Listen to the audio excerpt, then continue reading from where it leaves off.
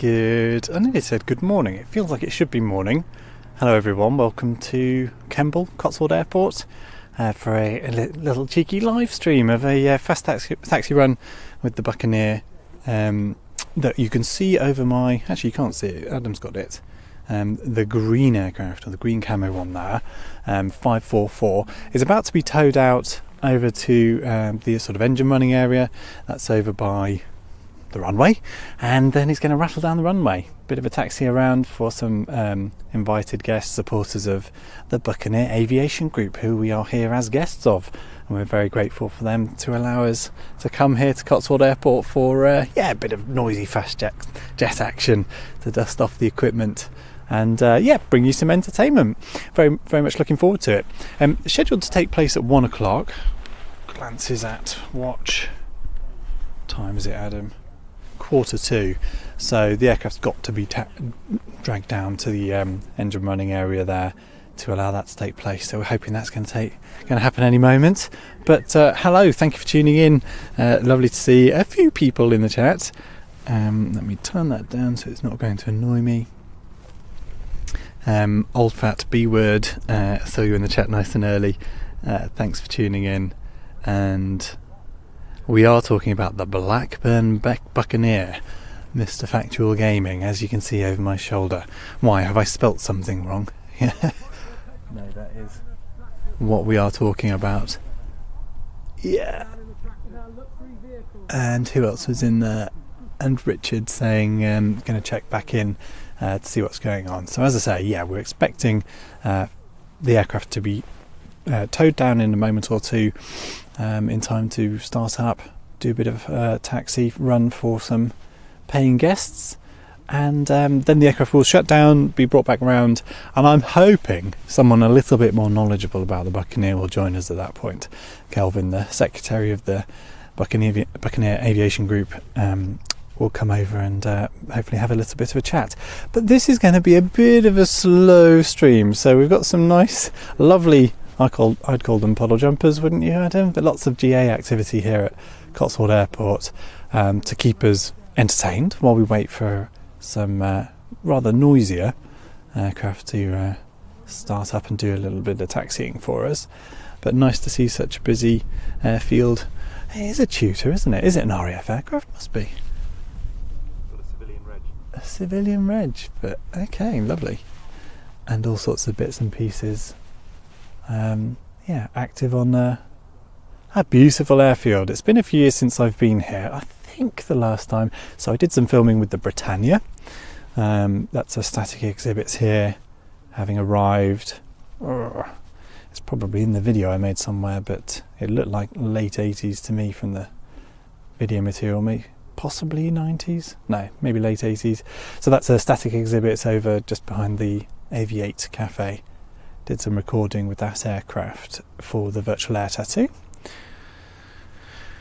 But that was a couple of years ago, and then prior to that I'd have been here for the Canberras coming back, possibly an air show.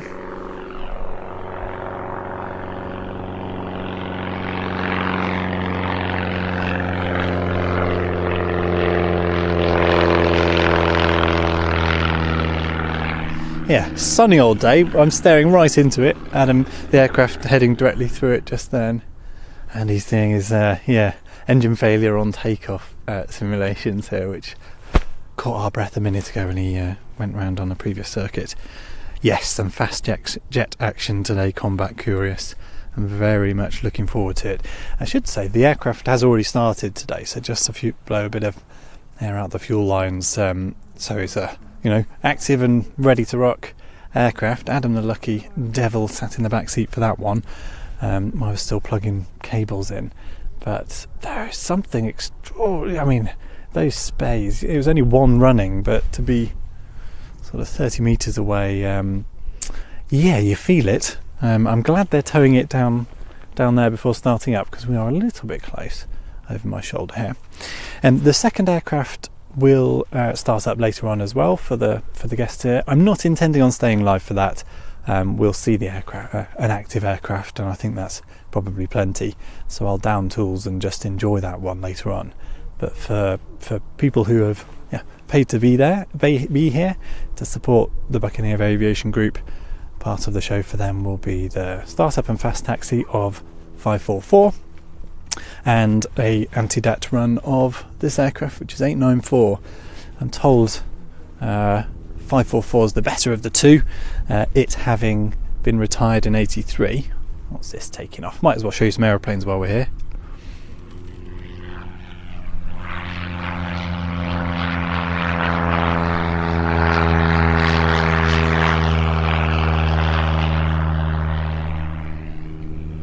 Well done, Adam. Filming some aeroplanes. We're keeping the muscle memory going, one way or another. So yes, the aircraft that's going to fast taxi for us today, the one over my left shoulder, 544 there, retired in 83, which I didn't tell Dave when he was telling me, but that's a year before I was born. So it hasn't flown since. And it had at that time issues with fuel leaks, as most of these airplanes seem to, but that one couldn't be resolved in service, so they actually retired it with relatively low hours, certainly compared to 894 here, which was run until 94, and they eked every last bit of flying time out of them. So yeah, it's well thought of, 544, relatively low hour. Over the 30 years it's been completely taken apart and put back together. Every seal's been replaced, and Dave, one of the owners, certainly feels like he knows it backwards, and they're good reliable jet. Last painted I think about 10 years ago, so a bit of a repaint, and you've got a very fresh aircraft actually by the standards of Cold War jets. That's the aeroplane there. So that's the one I'm talking about, the green aircraft being the relatively low-hourred one. And Adam finding you a shot there of the seat he took earlier for a one-engine run this morning, just to blow the cobwebs off. I see Richard Cato saying the Americans couldn't believe how low it flew during red flag, that being one of the Buccaneer's specialty. I should say, I'm sort of placing myself in the chronology of all of this. The Buccaneer is before my time. I would have been old enough to have seen the aircraft retiring from RAF service and at air shows, and I will have witnessed that. I can't honestly say I can remember any of those displays, but of course we've got video from our archive, early 90s stuff and a little bit earlier, of some pretty stunning air displays at air shows, that low level, being at one of the specialties. Who else is joining us in the chat? Guna saying afternoon. Good afternoon to you too. And yeah, old fat bastard saying it was carrying laser designators during Gulf War. It's important to remember it did play a very active role in the 91 conflict.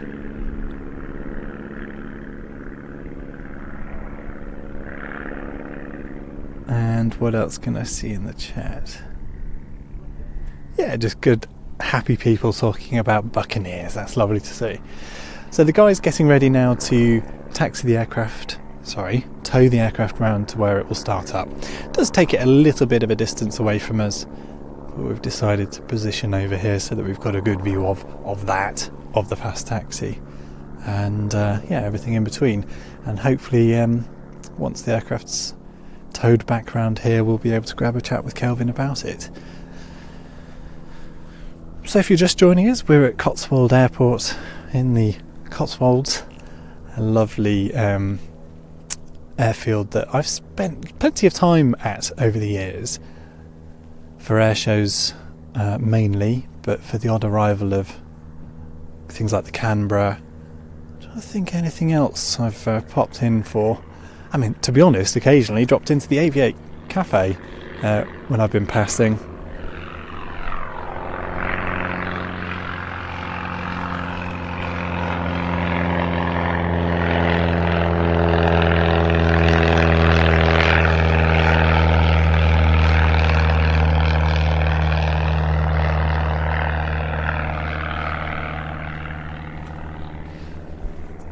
And Fast as Funk in the chat there saying lovely to see Kemble as he knew it.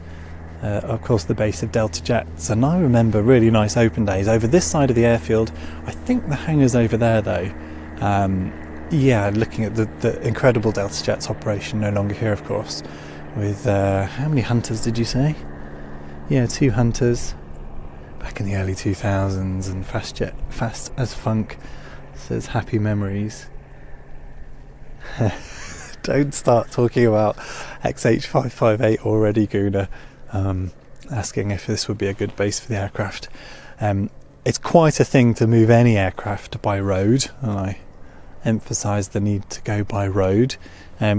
These Buccaneers, of course, having done that just 2 years ago, the aircraft, one of 2, I should say, of many aircraft based at Bruntingthorpe, but the airfield there no longer suiting the sorts of operations that these guys were doing. So and I think probably losing their parking spot. Maybe maybe we'll get the guys to talk about that, or maybe not. But it's quite a thing to have done what they have, which is to get these aircraft on some seriously heavy-duty road equipment. These are 10 tons without an engine, I would think, no problem at all. To get them roaded down here and back into running condition so quickly and effectively is quite an achievement. To do the same with a Vulcan, not so easy.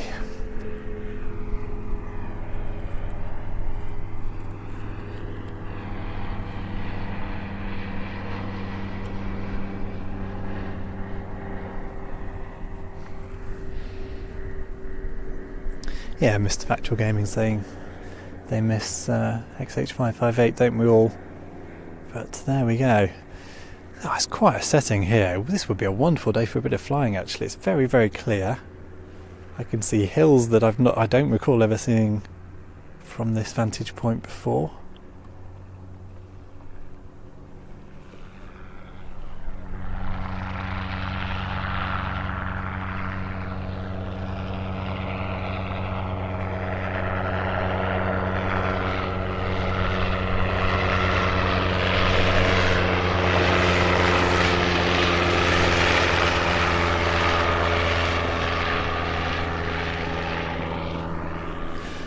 B-Dave saying on the chat there that Bruntingthorpe's a big car park now, and indeed it is. Although I think reduced slightly now, but now that sort of economy's got back together. But don't quote me on that. I think the last time I went to Bruntingthorpe will have been... Could it have been for 558's departure, or have I been back for anything? I don't think I have. So when did the Vulcan leave Bruntingthorpe? My goodness. Wow. 15 years ago. Possibly. Yes, so I'm ashamed to say I haven't caught any lightning fast taxis or anything there, or indeed these guys operating. So, to be honest, this is a little bit closer to me down in Devon now, so a little bit of an easier trip than the Midlands.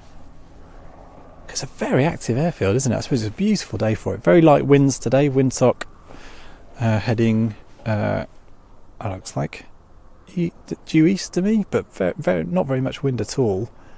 So a westerly wind, light westerly wind, nice bit of sunshine. Yeah, we could have thrown on an air show in this weather. So the tug just starting up, and the aircraft going to be moved around now for chocks out the shout.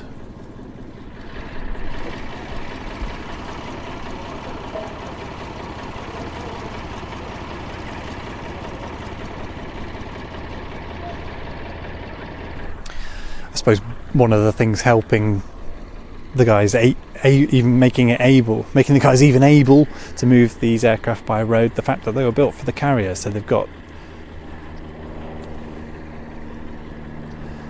in the wings up position there, so being able to actually road the aircraft.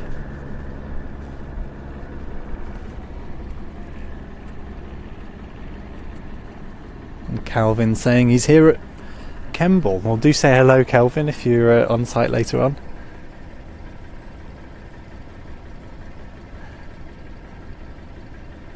Yeah, don't start asking me about obscure general aviation helicopters. I'm afraid I'm not going to be able to help identify that last one. Mr.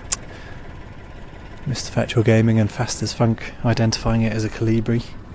He's either Googling faster than me or knows his light helicopters.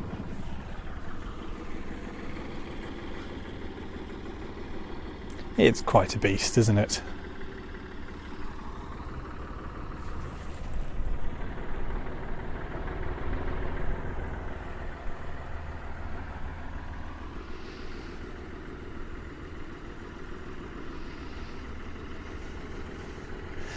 You'll see in a moment the aircraft's been parked next to the old mid-air Canberra. Would have seen it shows. You may have seen it shows in the past. Sadly no longer in operation. I should take a picture of this. A bit busy. It's a nice Domini in the corner as well. I'll try and grab a picture and I'll tweet it to remind people we're live today. If Mr. Musk still found someone to keep the servers ticking over, that is.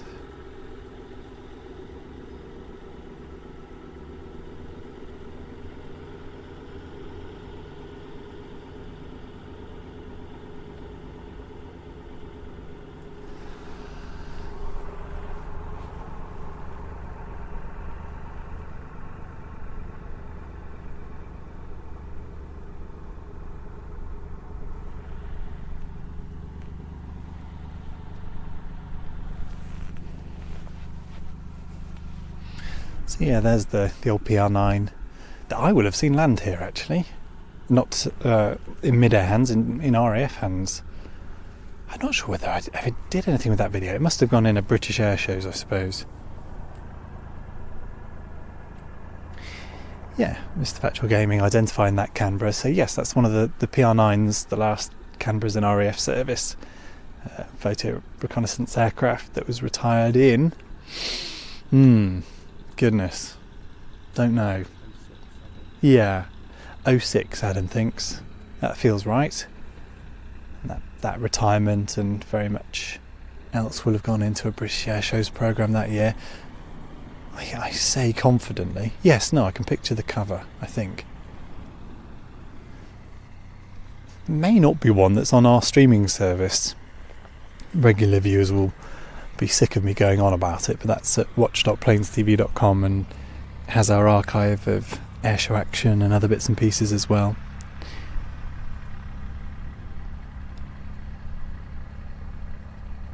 So yeah, within visual sight here I can see a 727 with one engine, 3 747s, probably plenty more over the far side there, the Canberra, a Domini tucked away over there, 2 Phantoms in rather small chunks, but full fuselage sections and all the wings and everything else as well, but they've been there a long time. I don't know the current status over there, but I'm sure there was a crowdfunder to get a hangar at some point. I might even have supported it.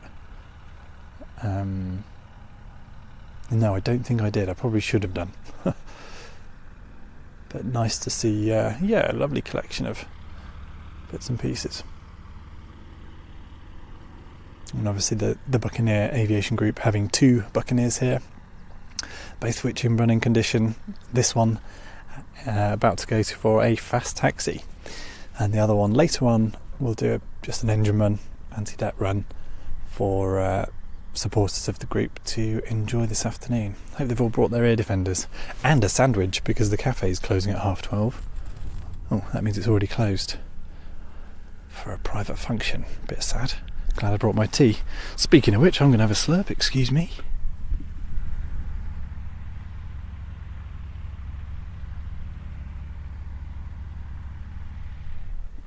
Well, I'm glad I brought Adam along, because this is a whole lot easier not having to point a camera around at the same time. Some of you will have watched me do streams with far too few people in the past. 2 is a bare minimum for me. And someone saying that we've got better conditions than Cambridge. It's absolutely perfect for this time of year. The light wind's making all the difference, and of course the sun. But yeah, this thing's going to look pretty photogenic on a day like today.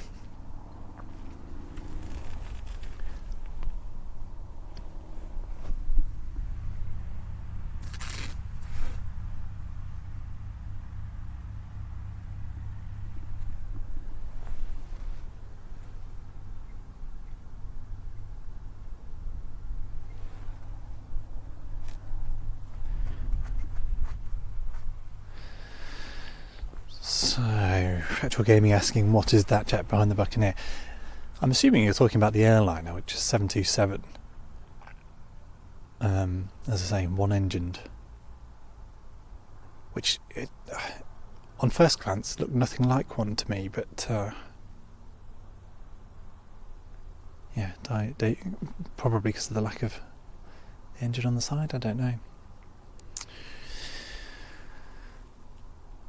Nice aeroplane.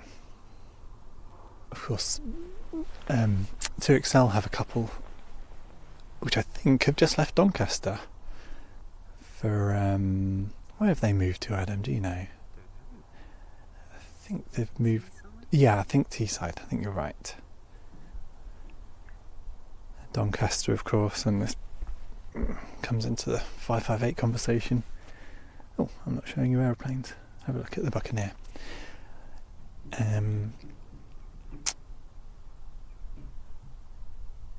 Yeah, Doncaster ceasing operation as an airport, so it's a bit of a shame for everyone concerned.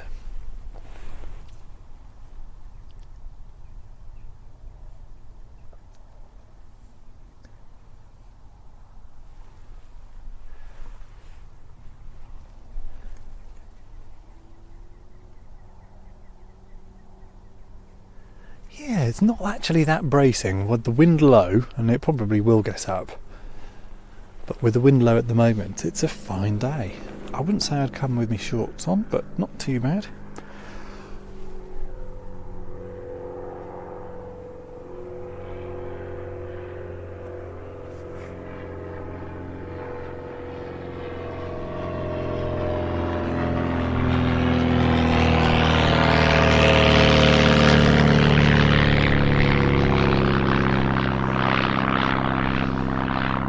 I will do just that, Ham Shackleton. Keep the shows the 77 for a minute actually, with the buck as well. Give a bit of context, Adam. Complaining I shouldn't be pointing the camera at that chap waffling on. Well, that chap waffling on also has the button to choose what to view, and sometimes waffles on and forgets what what I'm actually showing you. Yeah. So there's the 77. Single engined, and the guests behind the 77 there, they are Teabag supporters, the Buccaneer Aviation Group, who are running this event, running this aircraft, looking after this aircraft, and those guys, paying guests that will all play a part in supporting the operation.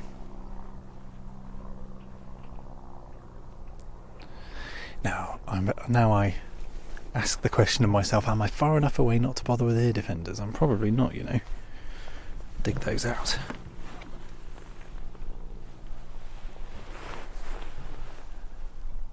It's going to get loud very soon.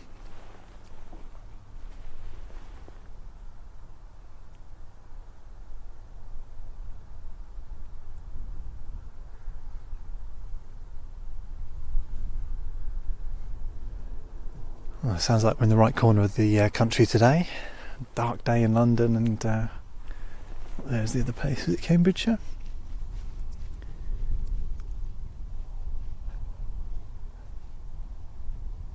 And clouds brewing in Geneva as well. A nice little sunny corner of the Cotswolds. That suits me fine. And someone's saying that you can stand up in the centre of the fuselage. I can believe that if you stood in the... No, I can believe that. Yeah, that's a chunky old fuselage, isn't it? It's definitely of the era, isn't it? The curves and the shape of this Blackburn product.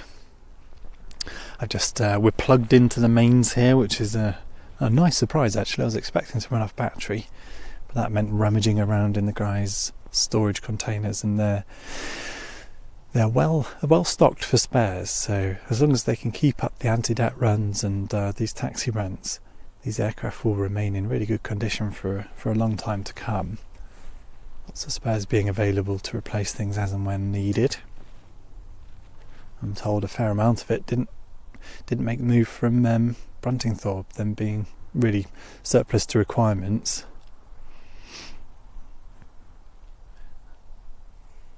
Having already got a good stock of the required spares. Oh, you can keep this coming, Mr. Factual Gaming. XW544, which is the aircraft we'll see fast taxi, was delivered in 1972 and entered service with number 15 Squadron at RAF Larbrook, and it's from there it was retired actually in 1983. I'm going to stay on you, Adam, so just bear that in mind. And as I mentioned earlier, if you've just joined us, retired fairly early, so much of the rest of the fleet drawn out to 1994 when they were retired, and all the life eked out of them really. This aircraft, having sort of major fuel leak issues, was retired fairly early by comparison, meaning that it was in, structurally didn't encounter the spar issues that other aircraft had, and structurally speaking is a youngish aircraft in terms of any wear and tear occurring through flying. Adam asking me to free him up, so you're going to have to stare at me just for a little longer.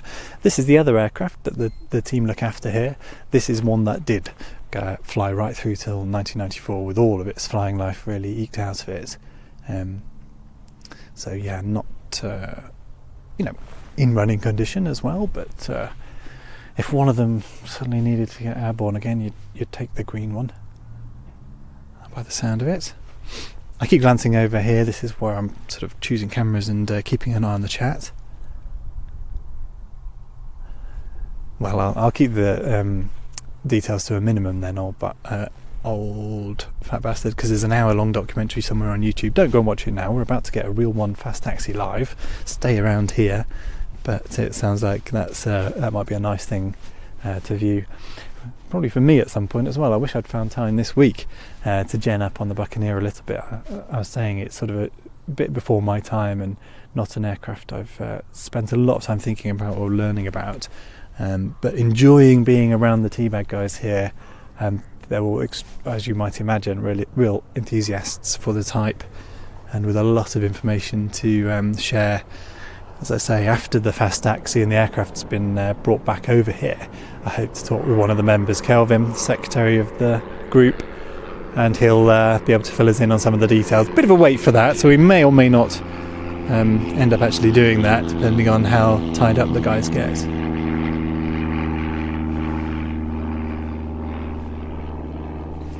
I quite like this crowdsourcing of commentary as we develop through the day. Thank you, Ian.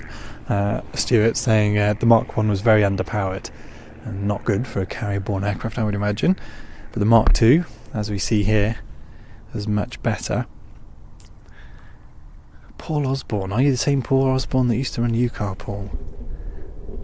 And saying that you flew into Kemble and Glen, presumably Mormon, is that his name? And have a look around, very nice. Yeah, I love the air shows here as well. One of the... yeah, it's in that category of shows, isn't it? The civilian-run airfield-based events that have gradually become seemingly too difficult to maintain. Really sad to lose Cotswold Air Show, Kemble as it was. There's plenty more I could think about. Yeah, you start the campaign, Danny. Bring back Kemble Air Show.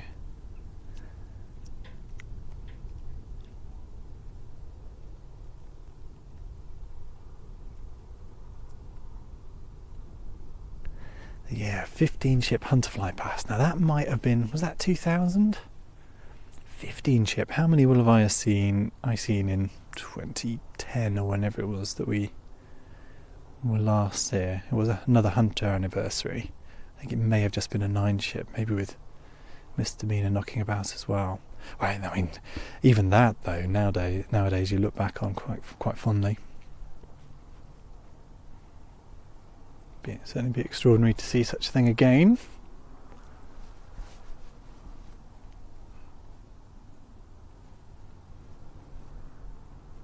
So if you're just tuning in, and a few of you are, this aircraft is about to start up, do a little bit of taxiing around the taxiway here, and then head out onto the runway to really let rip on a fast taxi run, part of the Buccaneer Aviation Group's work to keep it maintained and in runnable condition for themselves, all ex-RAF or I suppose all, well, I don't know, I haven't met everyone, but lots of RAF engineers keeping this aircraft in fine condition, and putting on a show today for a number of paying guests who are supporting the group in being here.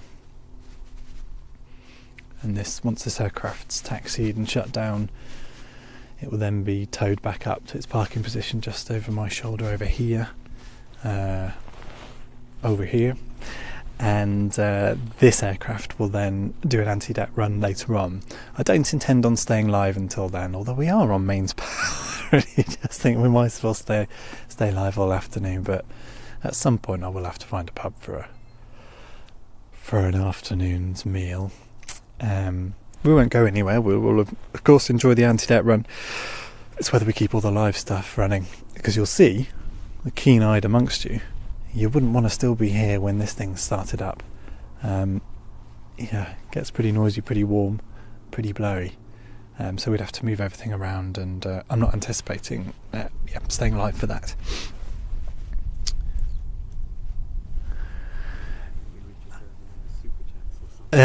Super chats, yes. Maybe, if you want to encourage me to stay live, do give the video a like, throw a super chat our way. I put a few. I'm not turning it into a democracy, I run the show around here, but with a few, it doesn't take much to encourage me to stay live on days like this, where there's some action to come.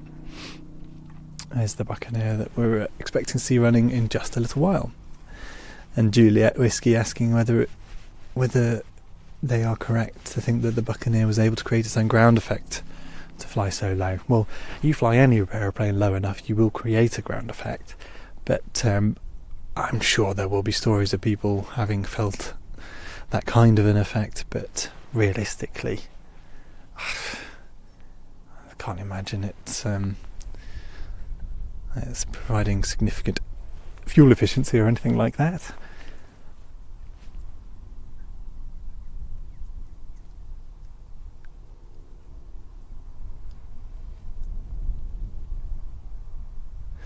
Do you know, Angus, I'd forgotten about the Buccaneer at Scampton, saying it could possibly be made airworthy.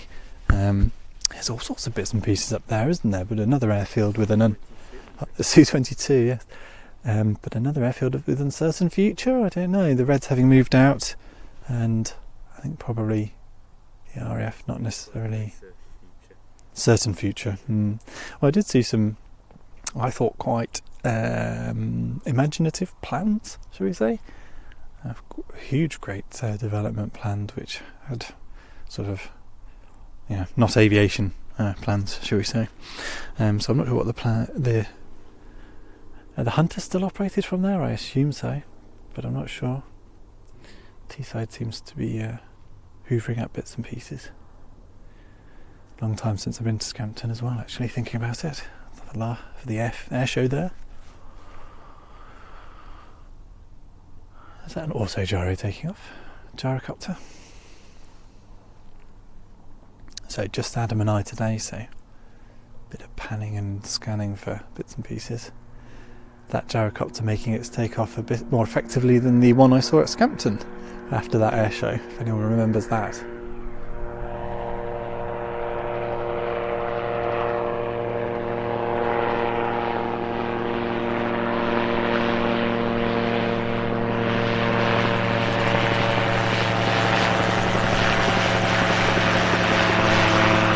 Doing well to follow the aeroplane over our aircraft, over our heads. It's quite tempting, really, isn't it? It'd be a nice way to get around, quicker than bubbling around the little roads around here in a car.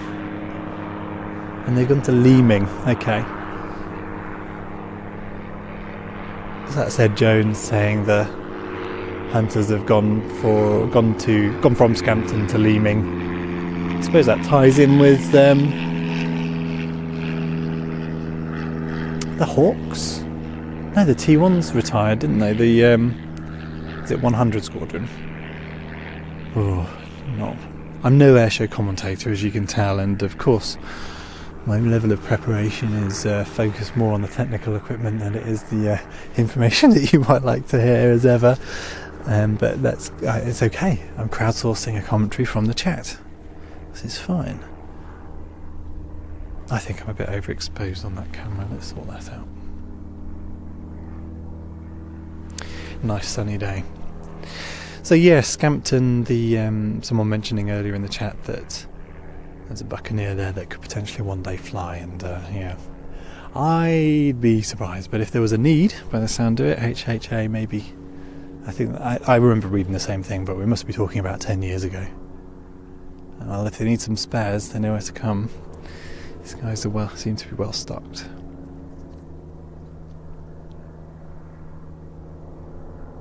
And Ian Stewart, he's got some nice stuff from Bruntingthorpe, making up for the gap in our archive. As I say, not having visited Bruntingthorpe, I think since the Vulcan left.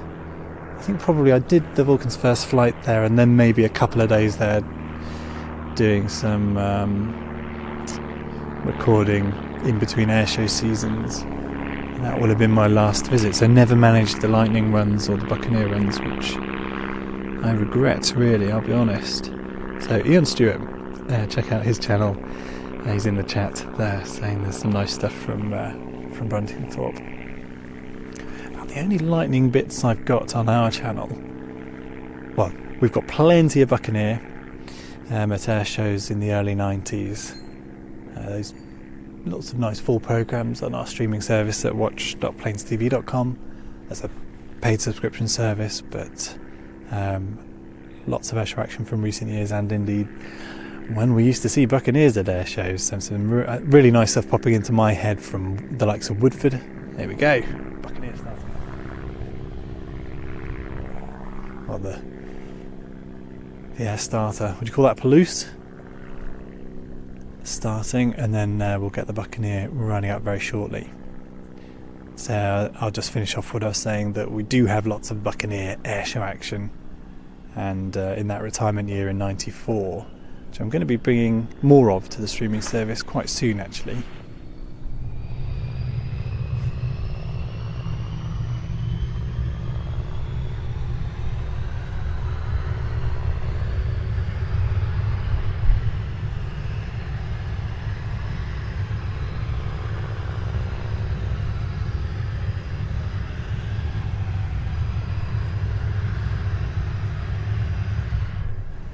The sound of a single spay so far, I think.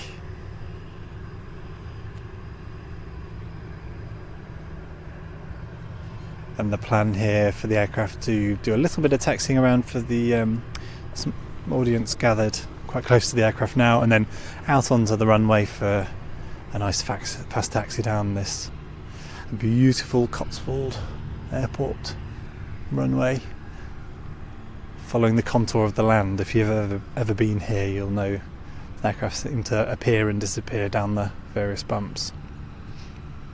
We should have a good view from where we are.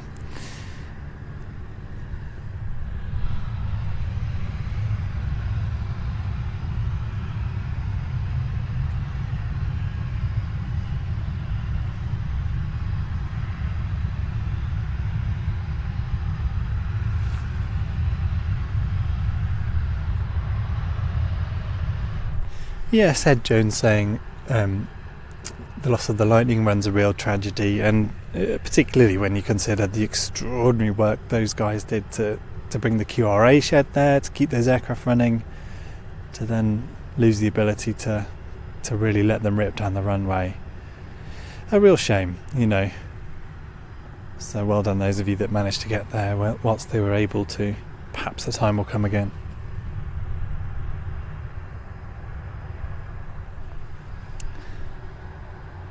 And someone there opening the can of worms of whether aircraft like these could ever be operated on the civil register, as the Hunter is, or has been. The aircraft based at Leeming, are they on the civil register, or are they a pseudo-military thing? I'm not sure.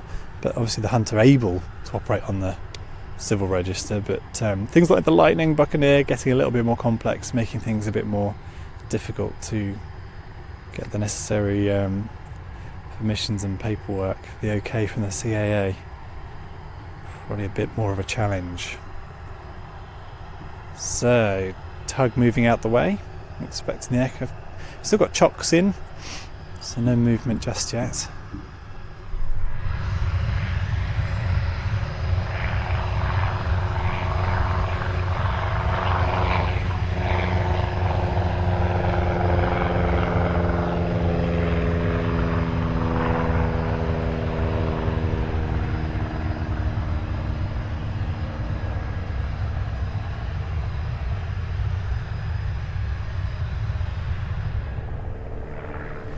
I see Angus, so chock's out now. I see Angus saying born too late to see the Buccaneer flight. Now I was born at the right time to just catch the aircraft before retirement, but I can't honestly tell you I can remember seeing the aircraft at air shows. I will have seen it, will have witnessed it, but maybe a bit too young to appreciate what I was looking at.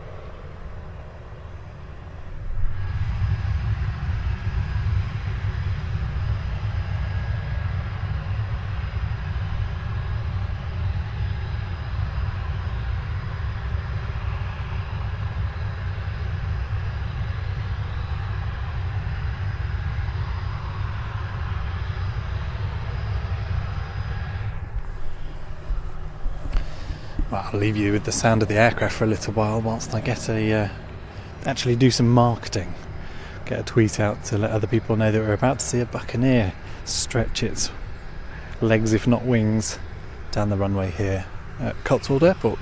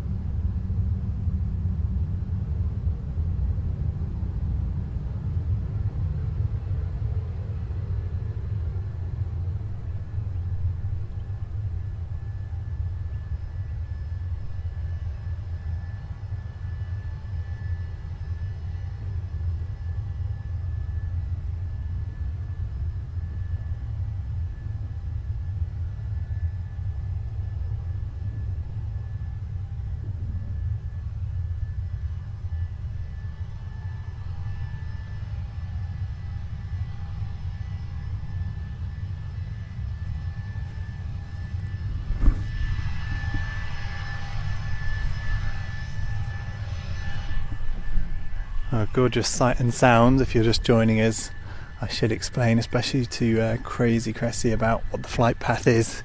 If only. I'm afraid this is just a fast taxi. But thank you for tuning in. There will be a fast taxi. Aircraft will then shut down and be towed back over here, and there will be an anti-deterioration run of the other Buccaneer we have here later on. Not intending on staying live for that, but two very active aircraft, albeit non-flyers. But this, we've been looking forward to the fast taxi of this one. So in a nice position here, hopefully. Aircraft about to turn around. A runway to itself, and all eyes facing one way at this moment. I'll leave you to enjoy the sight and sound of this.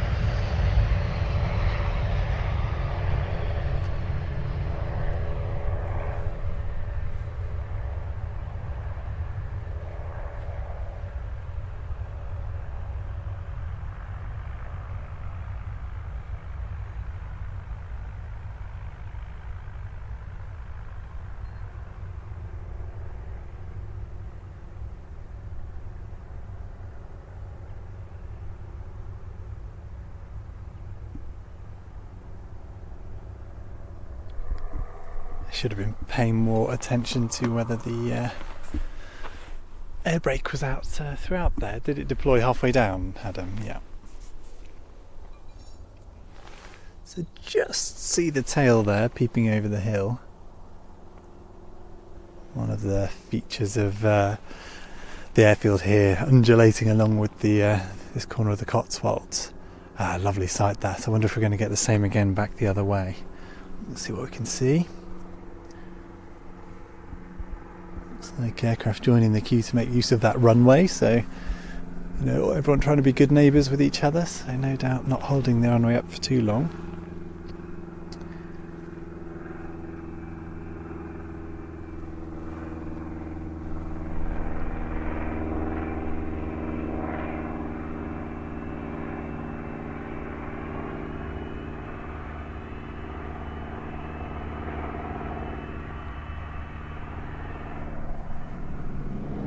If you've just joined us, we are expecting to have a word in quite a while, so leave us on, but we're going to have a word with Kelvin, the Buccaneer Aviation Group secretary, about the operation, about the aircraft.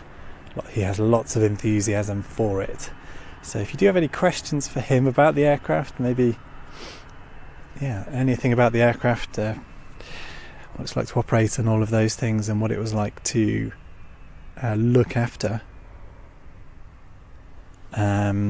do have a think, and feel free to throw them into the chat. I'll try and keep an eye out. Hey, it'd be lovely to have you down, Tom. It would be. It's been in your neck of the woods all week actually, at Shrivenham, and yes, now back here.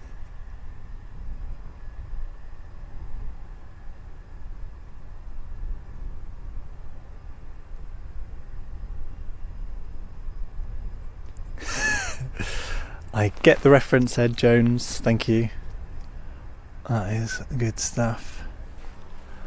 Yeah, it's coming back in now then, so the aircraft will come down and maybe have a little bit of a taxi around here. Space a little limited by the civilian tutor there. What do you call a civilian? 115, is that right? Not a tutor if it's civilian, is it? So called 115, so just passing that aircraft now. So limiting the amount of space to play with down there, to do a bit of a sort of exercise the brakes and taxi around, a bit of a figure of eight. I don't think we're going to get that.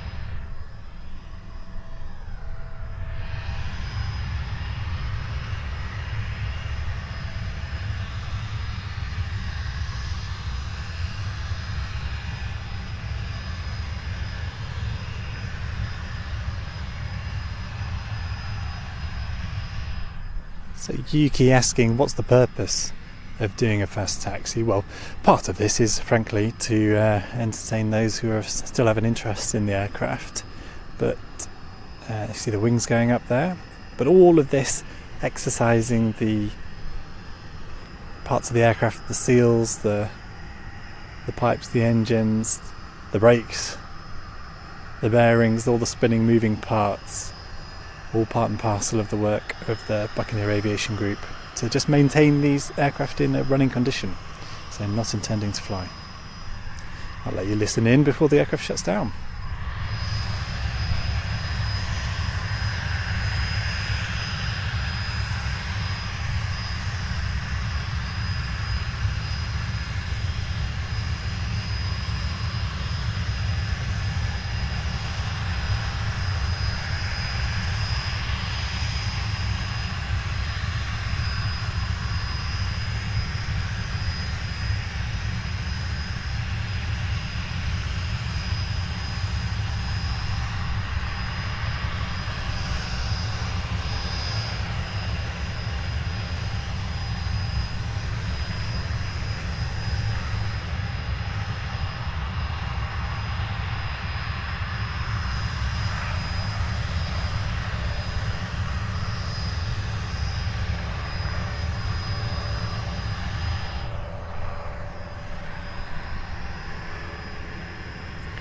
I'm going to start calling you OFB, old fat bastard, because I can't keep saying bastard live on the internet.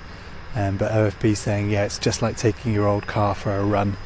Just keep the systems going, make sure everything's still okay, find the problems and solve them. The main landing gear weighs over a ton each. That's quite something.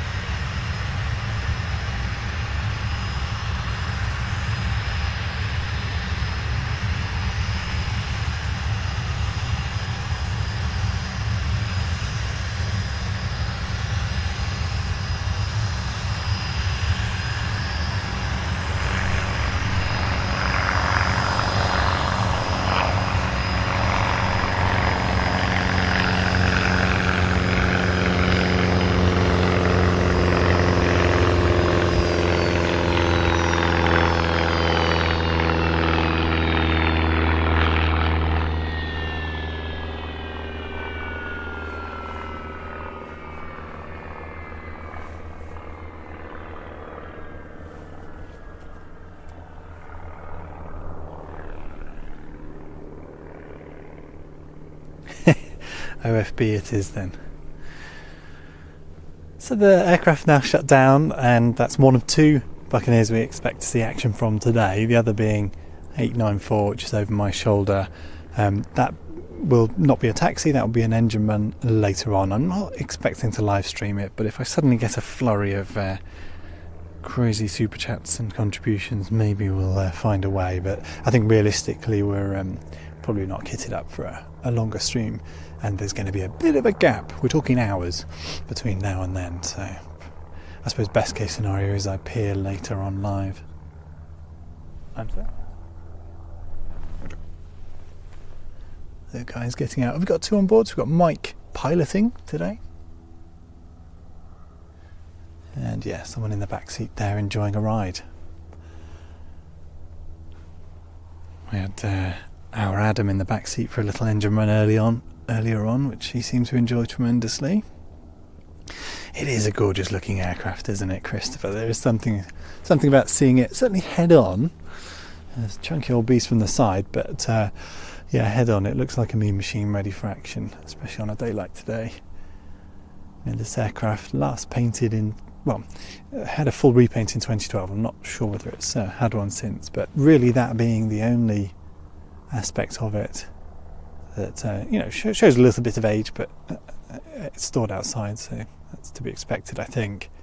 But yeah, as I was saying earlier, relatively low hours on this aircraft. Didn't suffer from the spar issues that other aircraft did do.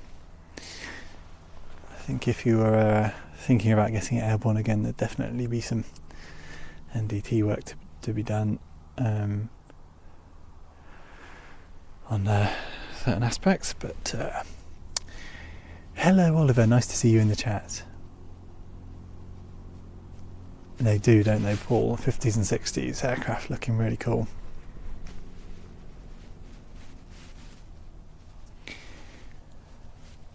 And Ed's saying about 558, so I think there is a engine run up at Doncaster tomorrow, is that right? I've certainly seen talk of it. And not much more than that going to be able to occur at that airport, or no longer an airport, effectively. So yeah, sad end to things over there. I mean, that unfortunately was always going to happen at some point, even with their own hangar, I think.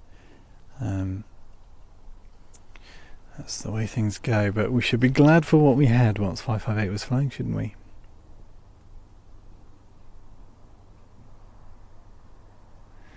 R.I.P. RAF Finningley, indeed. Well, I think Finningley was last many years ago, wasn't it? But yeah, very sad to see such a large airport. Actually, my goodness, that runway.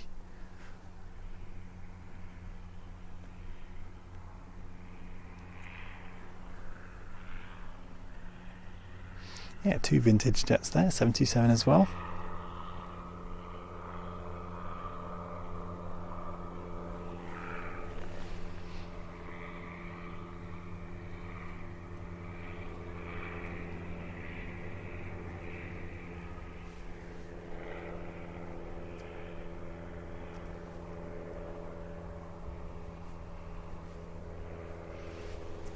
Yeah, really nice sight to see. My goodness, he's not got much runway.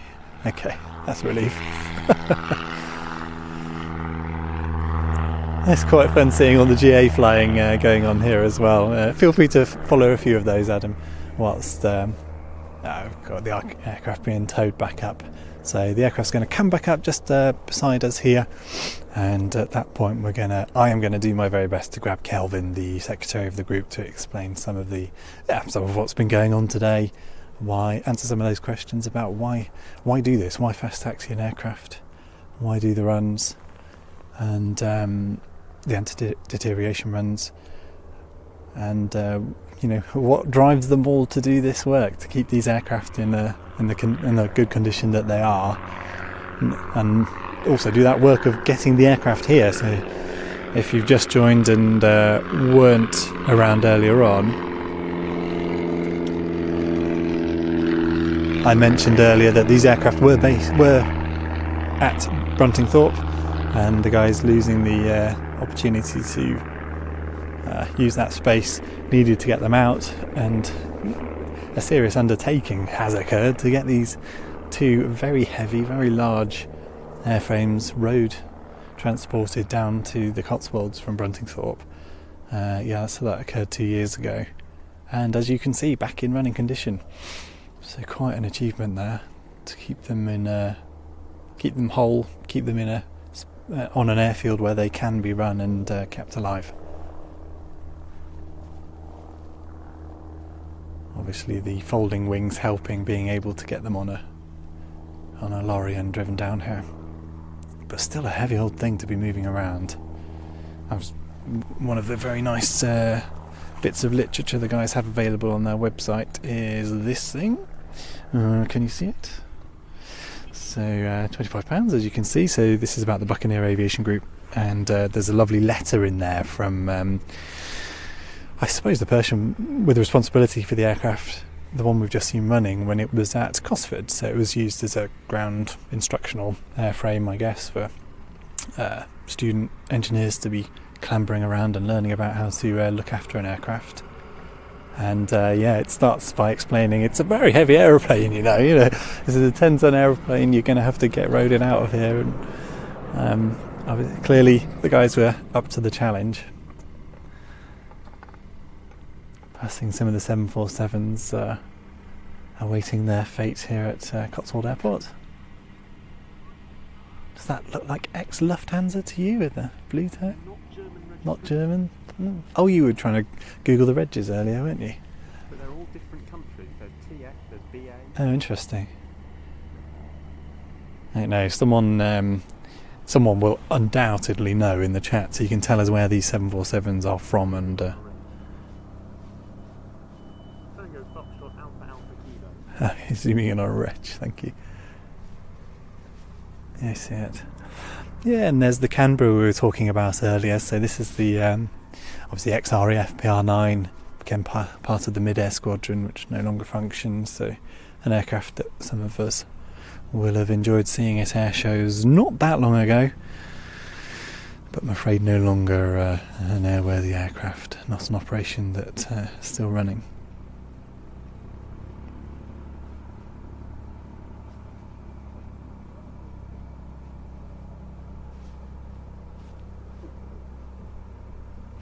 Another Vulcan. Angus reminds me, obviously the Vulcan to the Sky guys did purchase the, oh goodness, I'm going to get the mark wrong, but the high altitude, or the time to height record holding Canberra, which sits at Doncaster still, as far as I'm aware. Last time I was there it was. That, the aim being there to get that aircraft flying, which I'd like to think is still a going concern.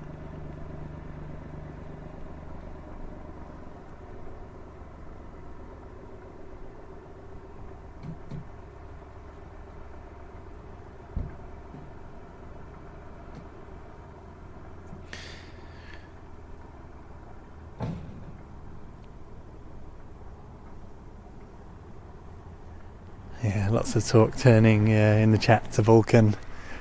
Possibilities of ferry flights. I doubt very, very much. Afraid. I don't know. I'll keep my ear to the ground on what might occur with that airframe, but can't imagine getting it out would be very easy.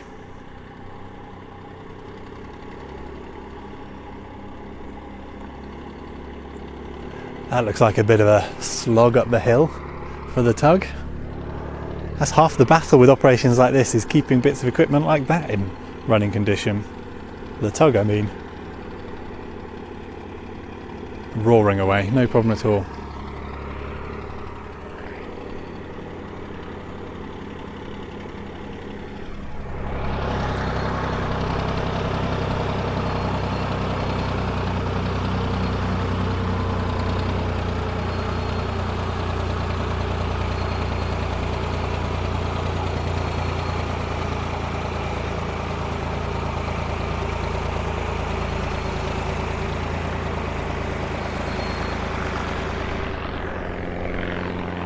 So the fine sight of both of the aircraft there. The other we're hoping to see, well, we'll see, running later on. Just an anti-deterioration run expected to happen. And squeezing this aircraft in between the sort of stores and ancillary equipment, and if I'd known that, I probably wouldn't have parked all of this here, but here we are.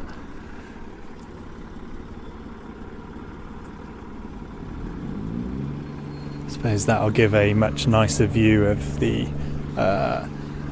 XX894, the aircraft that we're expecting to see running later in navy colours. And gentlemen, you can probably see just here is Kelvin, the Buccaneer Aviation Group secretary, who I'm going to grab in a moment. He's going to keep himself looking busy, I know, but I will grab him, and we'll have a little bit of a chat about the operation, the aircraft, and fill in some of those questions. And if you do have any questions for him, for me, whatever, feel free to throw them into the chat. Not a great view of the aircraft now, is it? But you can sort of get the idea of what's going on. Chock's going in now.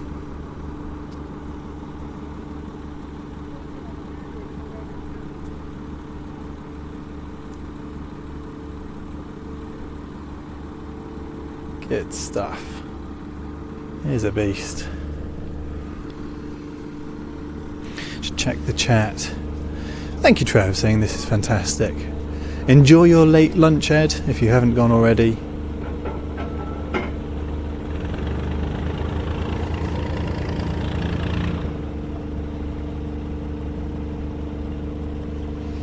Yeah, and talk of engines as well. I had to do a quick Google on the Buccaneer engine. I wasn't sure about this morning, but space in this aircraft.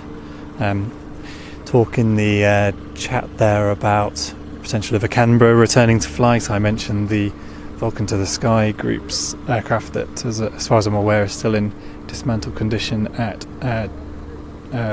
Doncaster. Oh, what are you going for? Oh, it's gone dark. Why has it gone so dark? Thank you. Yeah.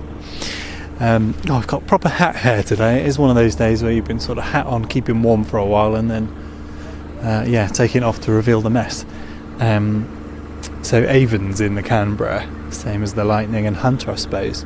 Different marks and whatever, but a bit of a engines are always the issue, aren't they? Or very often. But plenty of Avons still in use, here, there, and everywhere. And Ian mentioning that you can pay to ride in the back of the Buccaneer. Yeah, that sounds like a fun ride. Adam snuck a freebie today and a little engine run this morning, but yeah, rattling down the runway and having a bit of a taxi around would be quite an experience. Do check out the website, actually, of the Buccaneer Aviation Group. What we got that there landing. Very nice. So you can Google the Buccaneer Aviation Group. It'll be quite clear when you found the right one, because there'll be a big old Buccaneer at the top. It's the Buccaneer-aviation-group.com, and you can find out about the group, find out about those taxi runs that you might be able to join very intimately in the back seat, and buy things like that. That's the group's book that it's become a bit dog-eared today, I'm afraid. I've been leafing through it. I might have to find £25 of my own in a moment. Should be only fair, given the hospitality they've provided to us today, to come and witness a bit of fast jet action of an afternoon. It's been a splendid thing to see. Some good handshakes going on. Some happy engineers, happy pilot. Very active, very clearly, easily active aircraft. It's quite something to keep something like this going. Cannons did it use? Yes, at least I've got some OFB. At least I've got some. Flight radar seem to think that's a gyrocopter. Well, there is a gyrocopter around, and there's another helicopter there, so I suppose I should show you some of these bits and pieces flying around. I think since we arrived, there's been at least 2 aircraft in the vicinity, in the air, probably a couple more on the ground the whole time. Everyone making the very most of the really very nice conditions here. Another one getting airborne.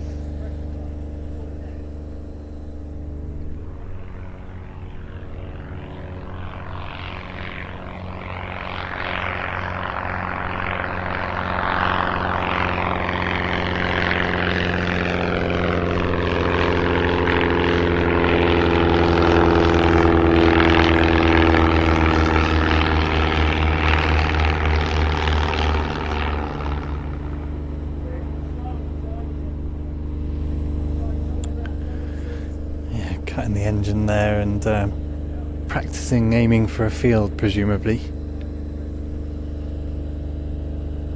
rather than me. Hoping it'll wind back up again.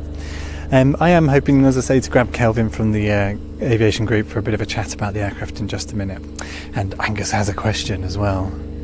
If there was one project, if there was a project to get a Buccaneer flying again in the UK, what steps would be needed to be undertaken, and whether it is a possibility? Yeah, I mean, that's the obvious question, isn't it? I think if you're viewing this stream, you enjoy watching airplanes flying backwards and forwards, because that is what we do. And yeah, it's the obvious question: what would stop a Buccaneer flying again? And I'll ask the question of Kelvin in a minute. Why not? It's not a silly one, is it? And Crazy Cressy saying, glad they grew up in the days of Harriers tornadoes. And their brother worked on the systems of both. This is fake systems here, which I assume is a typo. We'll find out what that is in a minute, unless just my naivety. Good afternoon, Graham. Lovely to see you on here.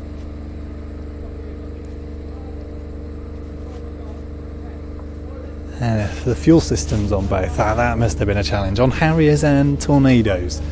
Well, as we mentioned earlier, one of these aircraft, in fact the one we've seen fast taxiing, was retired from service due to major fuel system leaks that they just couldn't resolve, and just retired the thing in 1983, so more than 10 years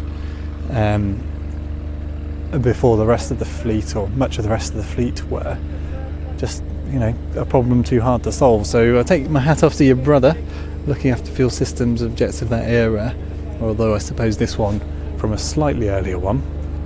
Certainly if you've spent any time around things like Hunters, Buccaneers, Lightnings, fuel leaks seem to be part of the story.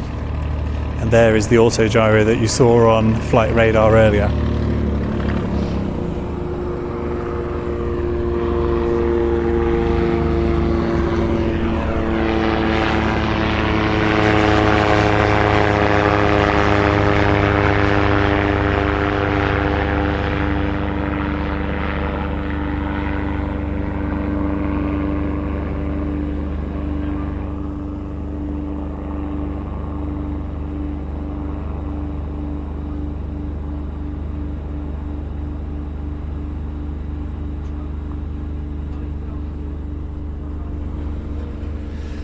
Yeah, Soul saying the same as me, that you wouldn't imagine the CAA you wouldn't imagine them allowing a buck, and certainly that's my assumption as well.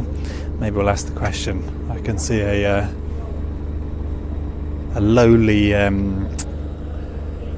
Buccaneer Aviation Group secretary wandering across the field. We can ask him in a moment. Oh, it has RAF roundels, you say? Oh, I thought you said it was civvy markings. Well, that's a lovely day out for someone in the RAF tutor out to Cotswold Airport. I hope they weren't disappointed to find Aviate, the cafe here, closed, as I won't say we were. We're well equipped with our own sarnie supply. You free? Yeah, looking lively. All right, we'll grab Kelvin and we'll ask him that question. So if you have any more questions for Kelvin or myself, or want to know anything else about Buccaneers, throw them in the chat. We'll have a little chat with Kelvin in a little while about the operation. As I said earlier, there's a long queue of cars over there now. So this is the group of people who've paid to be here to witness a Buccaneer fast taxi and shortly anti-deterioration run of this other aircraft. They're queued up and ready to come quite a bit closer than they were for that. They'll be just beyond the nose of this aircraft you can see behind me. And you found the shooter ready to take off. We'll call it a 115E until we know for sure. What's that over there? All sorts of lovely light stuff. Very busy airport. It is the perfect day for it. You don't get many of these days at this time of year. Everyone making the most of it. That's a good question, Crazy. What's the cost of the fuel for something like this? I mean, it's it's start it up, taxi out, fast taxi, come back. Can't be too much, can it? But we've got to be certainly hundreds, if not full figures, I would think. No, hundreds, I would hope. Should we have a punt? He's going to say 600 quid. No. Oh, I don't know. Dread to think. Paul saying it does have the Civi Reg that the RAF use. So yeah, I think an RAF tutor. I hope we haven't rumbled someone's day trip in a RAF tutor.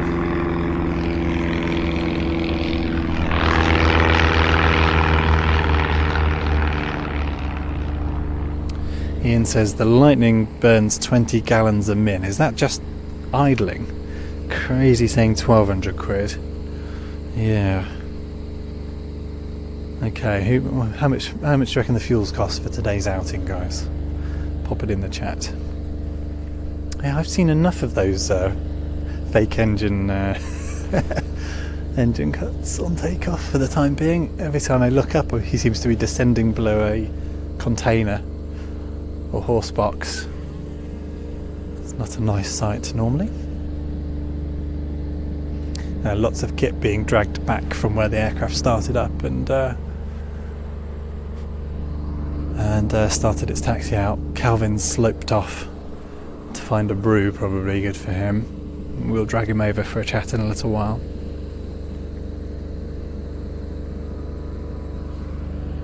A nice auto gyro going off again.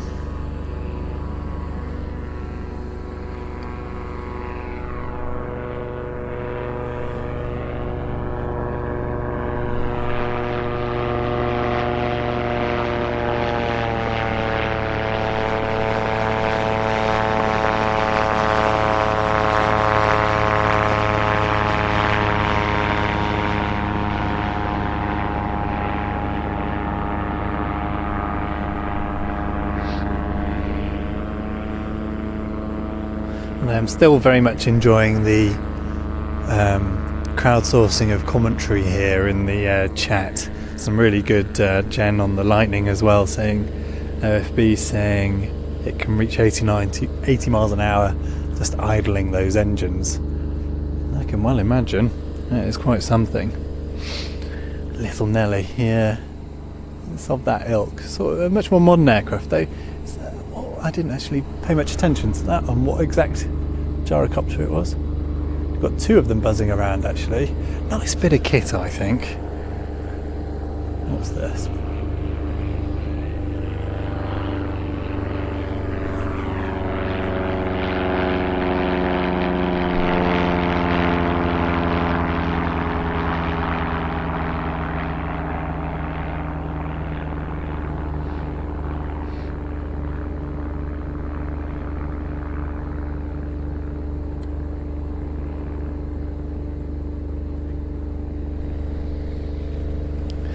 And someone else having a stab at the fuel costs for today at £1,400. Let's find out, shall we? We'll ask in a minute. I must say I'm partly basing it on my business brain, which was how many people are here and how much they're paid. You'd like to think you'd cover your costs. Yeah, difficult thing to fund and keep going. So do head over to the Buccaneer Aviation Group's website. Books like this, much more knowledge than I've got on the type. And yeah, much more else besides. And if you do fancy a ride, is that the case? Someone else saying on the chat that you can buy a taxi ride. I think that is the case. Don't quote me. Ford Ranger, oh my goodness. Oh, I'll tell you, don't get me talking about vehicles, Kevin. No, not Kevin. Crazy saying try running a 3.2 Ford Ranger. Oh, yeah, okay. So we've just driven up in the Hilux doing 29 miles per gallon, but stick our outside broadcast trailer on the back of that, you're doing 15. I've been umming and ahhing over an Iveco. What have you got over there, Adam?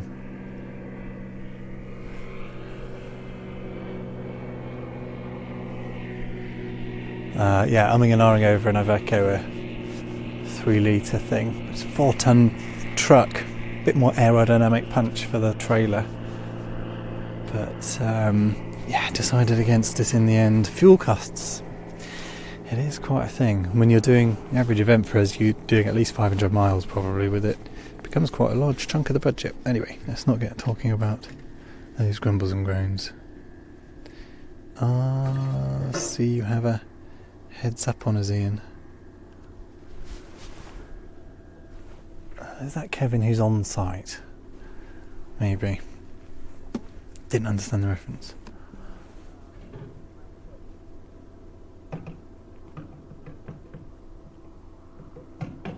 Yeah, quite right, Ian, saying grateful for the volunteers on days like today. Quite right. Good team of them here. Must be sort of 9 or 10 guys, giving up a weekend to come and look after a Buccaneer. I mean, it must be fun, mustn't it? But also it's no easy task. Not something you can expect from people.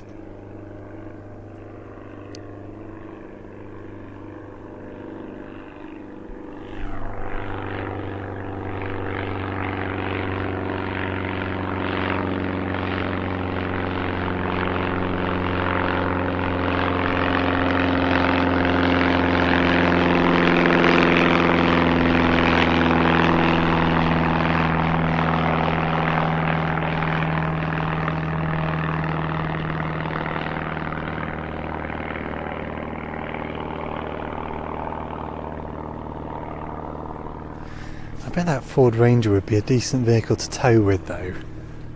Crazy. Maybe not on the commute. 8 miles to work and back, or whatever. But I'm always on the lookout for a good towing vehicle. Ranger's still a bit low down for my big box on wheels that is the trailer you'll see us use at air shows.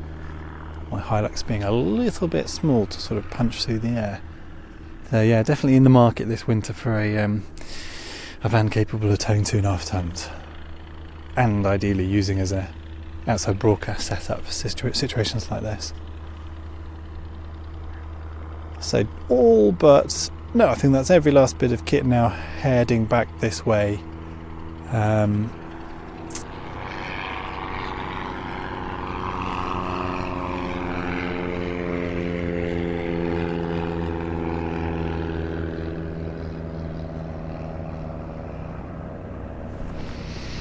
Yes, Kevin's saying I've got a bit more information on the cost of the fuel, although everyone else has gone a lot higher than me on the gas, so I was in maybe breaking the 4 figures.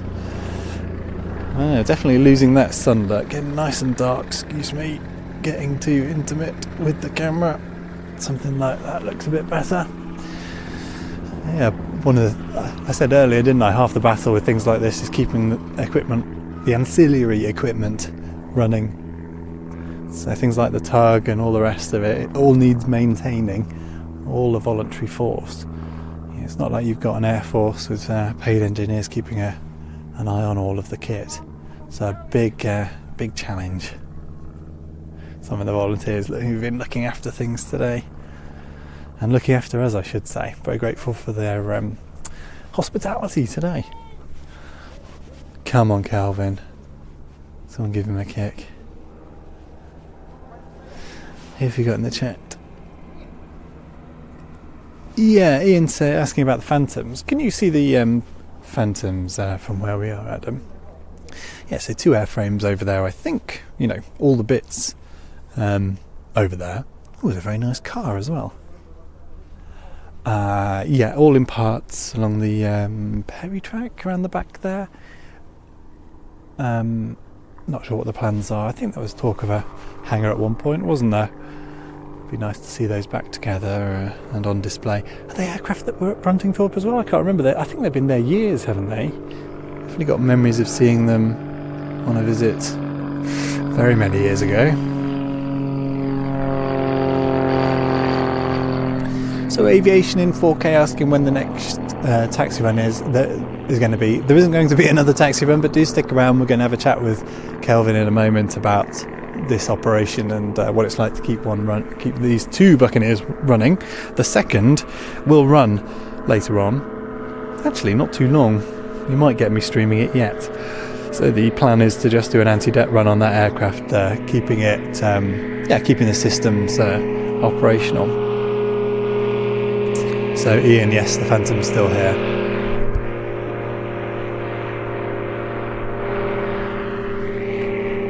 Nice ultralight going over our heads now. Adam got that. Yeah, very busy airfield this on a day like today. I suppose one of the other positive aspects of these Buccaneers is you can fold the wings up and not use up too much hard standing, which you're no doubt paying for. Very practical Cold War jet to to operate for having to look after. Less space than a Lightning, I presume. Although, big old aircraft. Even with the wings, yeah. Certainly less tarmac than a Lightning.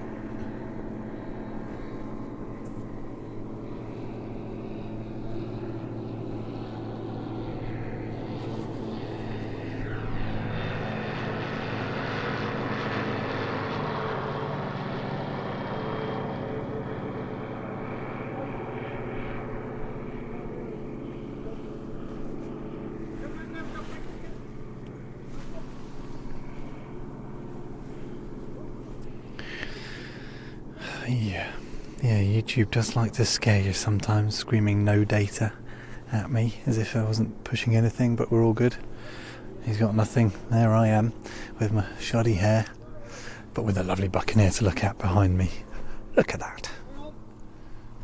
Not the best angle, I suppose. Beggars can't be choosers.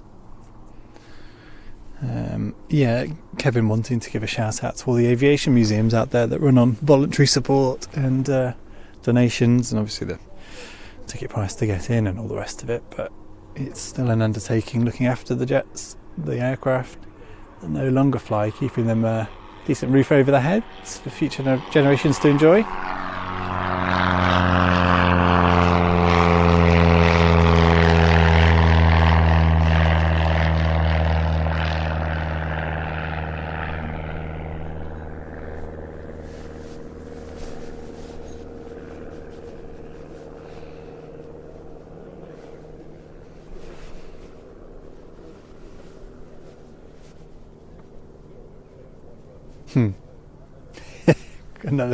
Someone else saying, stop worrying about your hair, at least you've got some. Yes, well, I suppose I should be grateful. But you know, if you're pointing the camera at yourself, you should make some form of an effort, which I failed to manage today. Hat hair all round. I did manage to bring a cup of tea though. Very busy airfield, isn't it? As I say, 2 or 3 things in the air at any one time, a couple more on the ground active, one of which being a rather nice and noisy Buccaneer.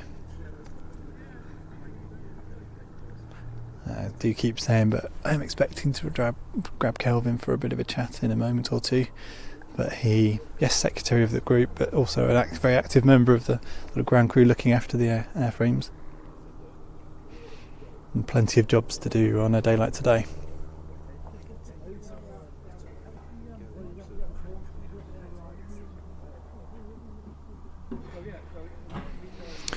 Adam offering other angles, but I'm all for keeping it simple.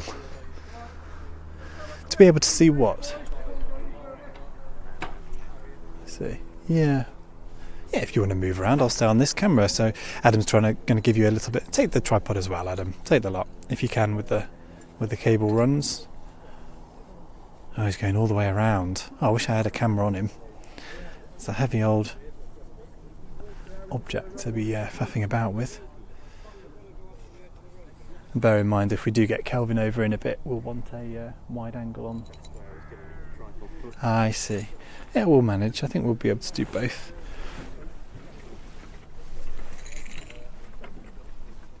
Oh, for a few wireless links, eh?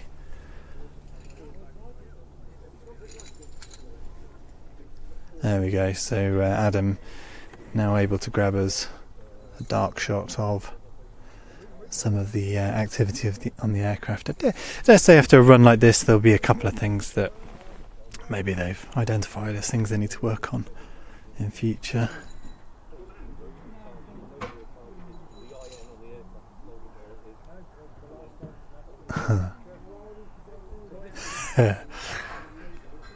Steve, you have missed the fast taxi. Yeah, wind back till the time was about 1:35, and we started the stream at 12:40 maybe. What was that? I think an hour into the stream you might be able to wind the clock back and enjoy the fast taxi, if you fancy that.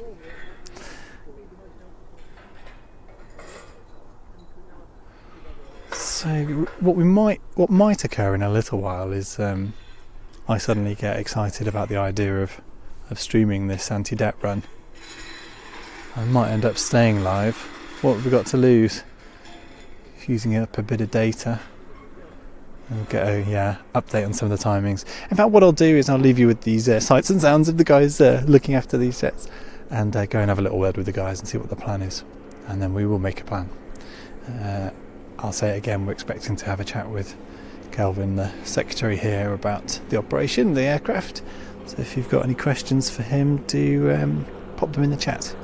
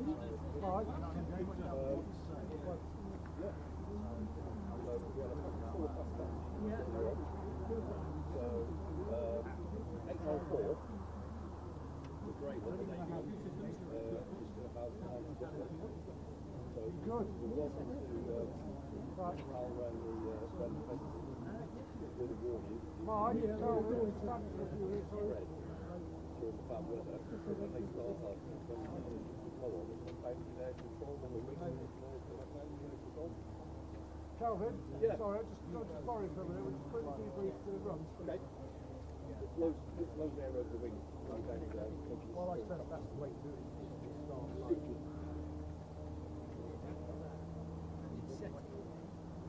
Can I ask you to bring us lunch? Right. This is all made, man. Sitting it in.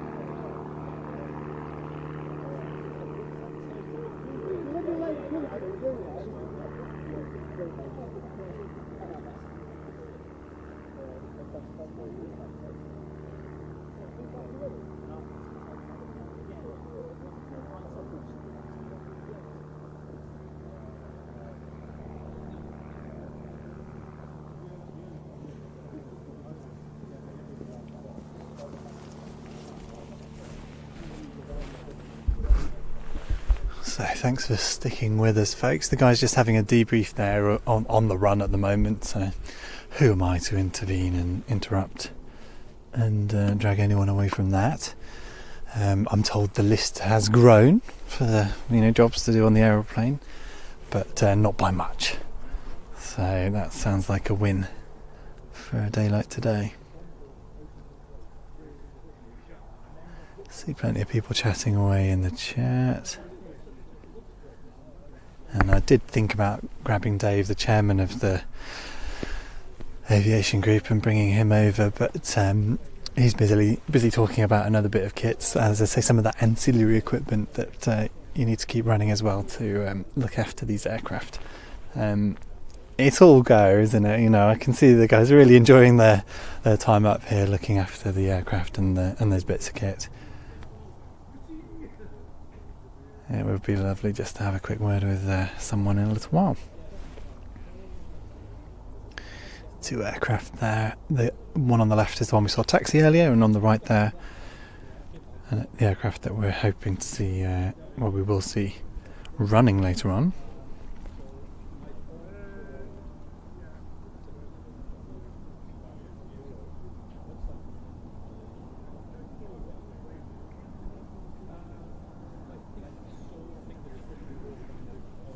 It is a big. I've just found myself taking a picture of that air brake. OFB mentioning, I bet it created a decent amount of drag. I mean, my goodness, look at the size of it. It really must. Extra little fins on top as well. They really clearly valued that ability to put the anchors on. Just found myself taking a picture of the tail of of one of the aircraft. Yeah, some interesting angles on a interestingly shaped aeroplane. So as soon as that little group over there splits apart, I might just go and tap Kevin on the shoulder, see if we can squeeze a few words out of him before we wrap up.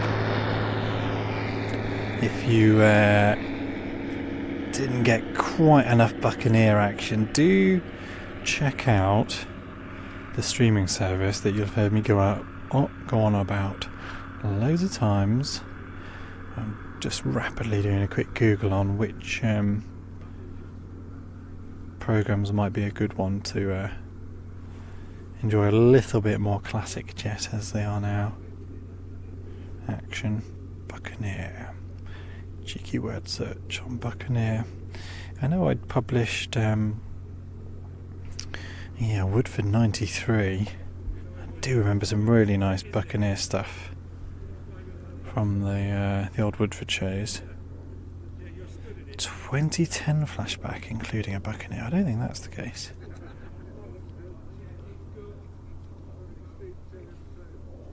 Yeah, okay, that's a good one. In fact, if you enjoy your classic jet action, do check out Best of Woodford Air Show from 1990 to 1996. The thing about those programs is that the image I have in my head of the Buccaneer tearing around the west side of the Pennines there is really quite. In fact, hi Dave, yeah, really good. I'm live at the moment, and you're very welcome to join me and have a little bit of a chat. No, go on. What were you going to say? Oh, just seeing if the run was okay for you. That's all. It was absolutely. The better, more important question is, how was it for you? Well, I loved it. Yeah. But the sun's low, so I was just a bit worried about what you got. Oh, don't you worry about that. No, just to see the thing taxiing around in what sunshine we did have was absolutely glorious. I mean, it's a lovely day. Yeah. But, no, it could have been tipping it down with rain and cloudy and miserable for all I care. It would have been. We never mentioned the R word here. I'll whisper it next time. But in terms of the list of, how was the aircraft? Everybody seemed to love it. The aircraft still come back serviceable again, so that's good. Yeah. And everybody seemed pleased. So now we've got, we haven't got long, have we now? No. The other lot's going to come through in a minute. And what's the timing on that? I don't know. I thought it was 2:30, but it doesn't appear to be 2:30. No. It's a bit flexible. Yeah. So I'll have to go and check on that. Right. Okay. So remaining serviceable, but a couple more jobs to do, are there? Oh, there's plenty of jobs to do. We've got to check all the oils again and make sure it's okay. Yeah. And just generally put it to bed and disconnect the battery, obviously. I'm talking about oils and fuels. The guys in the chat are talking about cost of fuel. Oh, so what will that have cost us? That will have cost probably upwards of about 500 quid, probably a bit more, because you noticed he was stuck there, waited for clearance to get on the runway. So that used a bit of fuel. All right, I'm going to claim a win on that. I guess 600 quid, and they were all in the 1400 quid range. So I'll claim a win on that one. Yeah, it's a lot. And actually, hour by hour, the STAD starter unit that uses more fuel than the aircraft. Oh my goodness. Yeah. Okay. So it's just everything's fuel. Yes. Costs a fortune. Yes. Yeah. Yes. But you can't beat it, can you? No, and you seem to have a fantastic team looking after these airplanes. They're as bad as me. They all love it, I mean, to get the opportunity to do that, is just excellent, And are you itching to get back to them, or am I all right grabbing a few more questions? I really need to get back. You get back. You get back. Thank you for the quick word, Okay. Dave. Cheers. That wasn't a terrible guess. 600 quid, was it? If it was 500, and maybe he's an optimist, and I was actually bang on. We'll see. But well done, guys, having a guess on that one. And thank you, Fast as Funk, saying thank you for the stream. Got to run now. All the best. That was a little while now, so I've probably missed you, but hopefully, maybe you'll see on the catch up. You did get a shout out and a thank you. I'll be funneling that £5 directly into Adam's Big Mac on the way home, or whatever we stretch to. And Trev's gone. Cheerio, Trev. I know, and cheerio, Fast as Funk as well. And hello, says the RB. So we've got people joining the stream. I'm still hoping we'll grab Kelvin over at some point for a quick chat. And we should check what time that aircraft's going to start up, because I'm too close to it. I don't want to be stood here when it does. And drinks on me.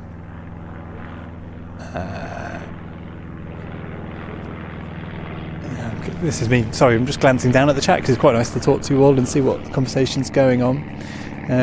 I'll have a word with Kelvin. I'll wander over there now. Let Adam give you some of the sights of the second aircraft being prepared. Oh, that one's on the tilt. I need at least 2 more people to do this sort of job. So if you pick up the guys prepping that second jet, Adam, and we'll just have a watch of that whilst I go and have a word. With this side, it's fuselage side, the engine. On the other side, it's wing side. You notice they're not perpendicular. Right. They're slightly angled. Is that good? Yeah. Yeah. Gotcha. So obviously it's on. You don't pull that. Just give it a quick on there. I'm happy with that on there. When you come to take it off, obviously I'll give you the angle of that. Pull down. Hand it over. Guys? Yeah. Close that. I'll leave you with Ed. Go backwards. Okay. Wait until the thing's down. So he's an ex-roofer, he knows more than what I do. Start up. Fire it. Fire a little bit down. You'll see kill the air. So you'll shut the air off, and they'll go in. And then it's literally just a useful. And they'll go big. Yeah. That's it. Back out of the way. Obviously avoid. Take the hose off. What I normally do is I take the hose off, hand it over to them, and then come back and shut it. You won't be in any bad situation, because obviously no rush. Take your time. With that there, that may kink. Hopefully it won't. That's it. Obviously, the STAD side of it is different to the Palouse, because it's a super STAD. Yeah. That's the. But the trouble is with this side, you've got the stand and everything in the way. I don't think it's good here, but the other side, It's actually yeah. makes it still stay on.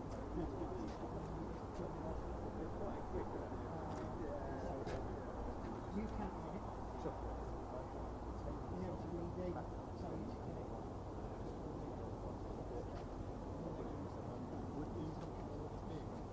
careful. Yeah, it's a bit noisy as well. The scent and the fumes are a bit. Because you've got to put it on full power for it.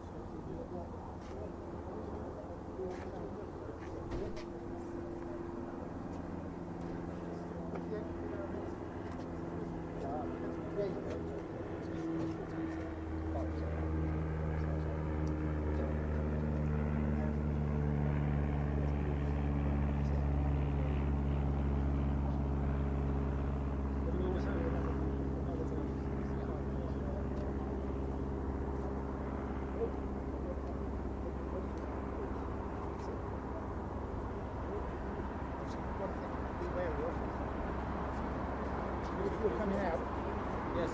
that. I mean, I know where. Yeah, it's alright. Yeah. Yeah, this is really, I was watching the pressure of it, you know.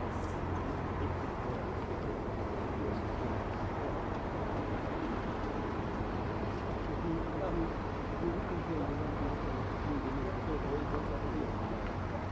if I'm buried behind all that. Oh yeah. It's okay if you want to breathe out. You just don't want to breathe, you know. It's as simple as that. Thank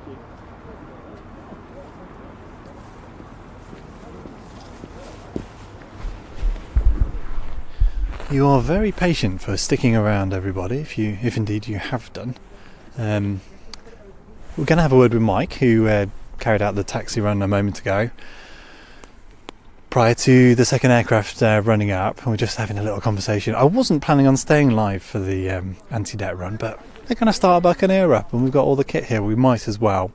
What that does involve, though, is us moving some equipment around so that we can be in a sort of vaguely safe spot. As you can see, this is the jet that's going to run. We need to move. So we're going to faff about with that now, and excuse any bumps and groans and mumbles and whatever as we do so. Go on, Adam, what do you want to say? Alright, we'll get started. I'm going to pop you... could be a challenge, couldn't it? This? I was going to say, you talk on that, and I'll take this off the tripod and put it somewhere out of the way. Just Yeah, static shot. that's a good idea. You get that one set up. Yeah. And then I'll worry about moving the tripod. Yeah. I'd love a bit of wireless gear so we could just send Adam wandering around. Hello, how you doing? Say hello again. Oh, do. Hello, how are you? There's a few leaks, says Chaz. Well, I think that's part of the course, isn't it? You got the run all right? I'm sorry? Did you get the run all right? Oh, yes, thank you. Yeah, it was grand. Very nice. Ooh, don't trip anyone up, Adam. Yeah, well done. So yes, we're going to have a chat with Mike, the pilot of the Buccaneer on the fast taxi there, find out a little bit about the aeroplane, maybe about his history with the aircraft, if indeed he has any. Oh, Adam, put on the ground, just to save my heart rate. Thank you.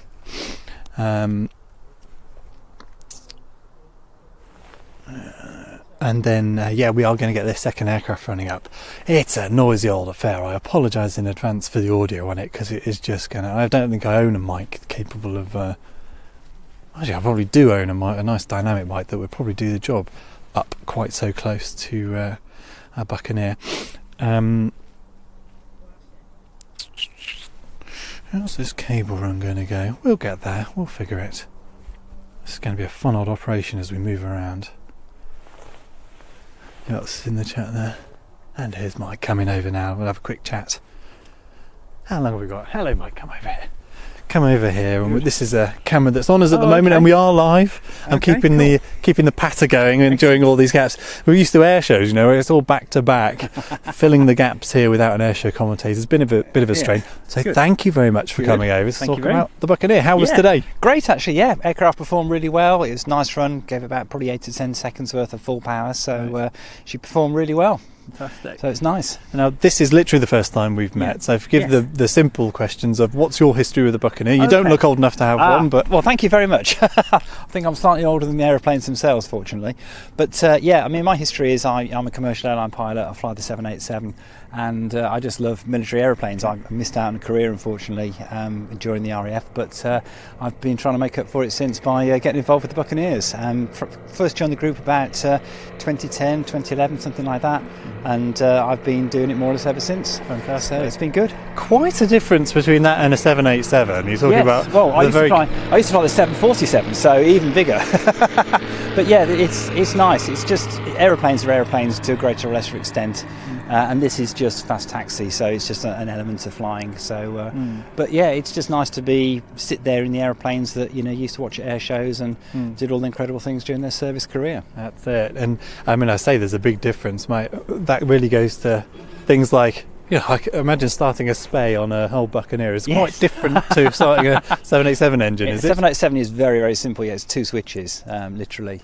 But it's not that dissimilar. I used to fly the 737, so it's not dissimilar starting the engines on this to starting the engines on that. So they're spays which were used in the BAC 111. Yes. So it's the same engine. Okay. Yes. So not so bad then. That's No, interesting. So not too bad. I've sat and watched guys starting up Vulcans and things, and watching the RPMs winding up, deciding when to start dumping the fuel in and all the rest of it. So not too bad by the time. No, it's just the same things. You're just watching the RPM of the engine, you're just watching the exhaust gas temperature and just making sure it's all in accordance with how it should be. That's it. And Dave is very proud of this, of the aircraft that you're taxiing today, yes, that's and the his- condition that it's in. Yeah. So things like brakes and all the rest of it. It's all. I mean, it probably would fly. I mean, we know we're not licensed to, so we never would. But if somebody challenged you, I think it would fly. Yeah, that was one of the questions in the chat that we had. What would it take? It's the obvious question, It's isn't millions. It's absolute millions, because the regulation, it's all the spare parts, the backups, the design authority. Every single line, every single wire has to be checked, regulated, working. It's a huge task to get an aircraft like that airworthy. But So the easy answer to that question is money. And, money, yes, very pure and simple. As ever, yes. Yeah. Just going to check if there were any other questions as well about. I was promising them a chat with Kelvin, so more about the group. But I suppose if you've been involved with years, it's an amazing group. This the achievement of getting the aircraft down here is quite something in its own right. Absolutely, yeah. We had a fantastic guy, gentleman called Mike Overs, who led the whole of that particular programme, and he has been incredible. The raising the funds, and thanks to the generosity of the public and the aviation enthusiasts, we were very lucky that we were well supported, and then the rest of it is just putting the plan into action. Yeah, and a nice home here at Cotswold Airport. Oh, it's beautiful. I mean, this is the old Red Arrows pan. Fantastic. Very nice. This actual bit of curving is because of the Nat jets. Oh, fantastic. Yeah. I hadn't realised that. Yeah, I've been cursing it as I dragged my kit up it, but lovely bit of history. No, it's because of the Nat jets, and they're so low to the ground as they pulled away, it just deflects it off, stopped them burning up the grass, basically. How funny. Okay, well that's a wonderful home and well looked after. Obviously, you've got the runway, a few very busy airport, lots of GA traffic to deal with, but not holding you up too much. No, it's fine. I mean, the airport here are brilliant, I have to say. They've been very welcoming, very supportive, and today is absolutely no problem. They just cleared me straight onto the runway, and literally as soon as I turned around I was able to go. So Superb, but you just have to be cognizant of other traffic around and other people, like you might have seen the tutor and the fueling truck were on the apron as we came back in, so just been aware of stuff like that. Yeah. And the plan now to run the second aircraft up, so what will we see here? Right, so basically we're going to just run both engines. So we'll start both engines, we'll put one power on one at one time, and then there's full power on the other engine, and we'll exercise all of the hydraulics as well. So the wings will move, the tailplane will move, the speed brake will move, we'll revolve the bomb bay, put the rest of the hook up and down. So it just gets everything, just gets the fluid going, just gets all the joints working, and just gets the airplane keeps it healthy. Fantastic. All right, well, I'm very conscious that I don't want to be stood here when it does start no, you'll up. be on the other side of the airfield very quickly. So we're going to get moving now. Thank you very much, Mike, for your Thank you very time, and much. lovely to Okay. see it today. Thank you. Cheers.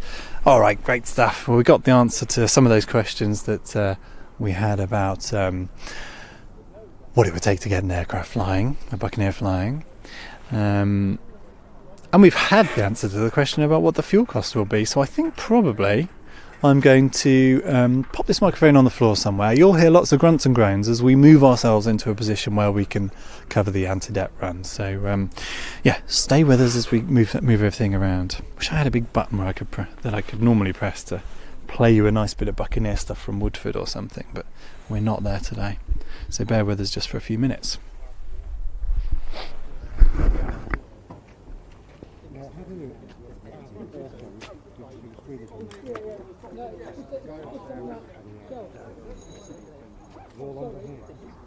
Even though it's got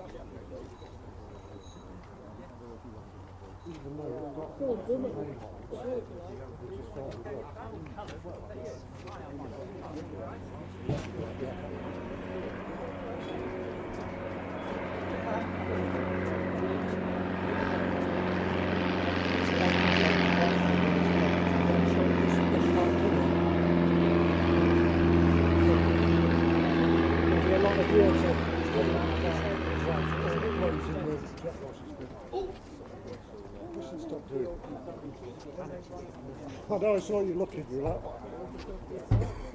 Is he gliding? Good. That's what we've got then around. That's what the inlet.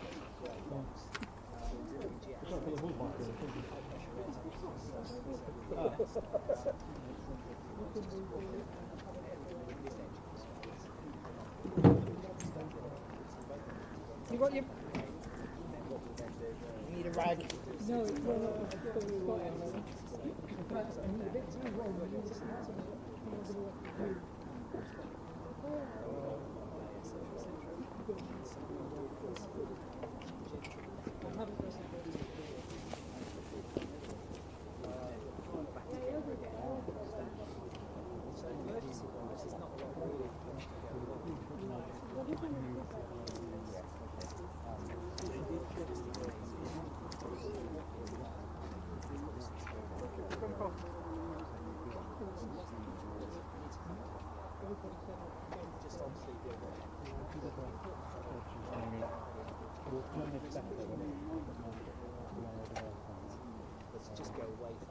let's move everything once we've got the slack. You'll notice I'm not even bothered with the power cable because it's not but we've got enough battery.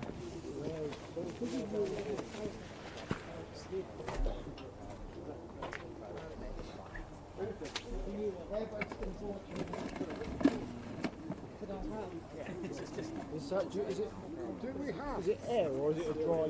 No, it's not. I've just literally moved the thing.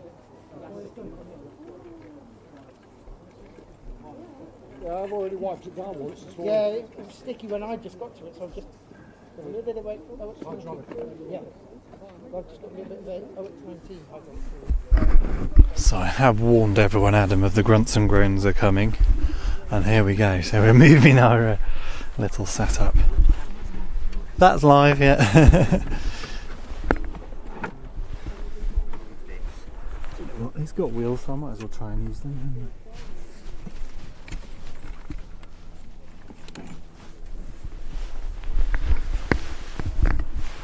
So yeah, we've ended up with quite a good view, I think, of the run coming up. And as Mike was saying, we're going to get all the control surfaces and air brake and arrest duct and all the rest of it exercised. Quite something to see. There we go. See how many systems we lose. Hey look, even my cup of tea is staying upright. It's not bad going. I've run over a power cable. Let's run over it again to undo it. Pretty good. I can see it. The end of an Ethernet cable in a wheel. Not normally a good thing.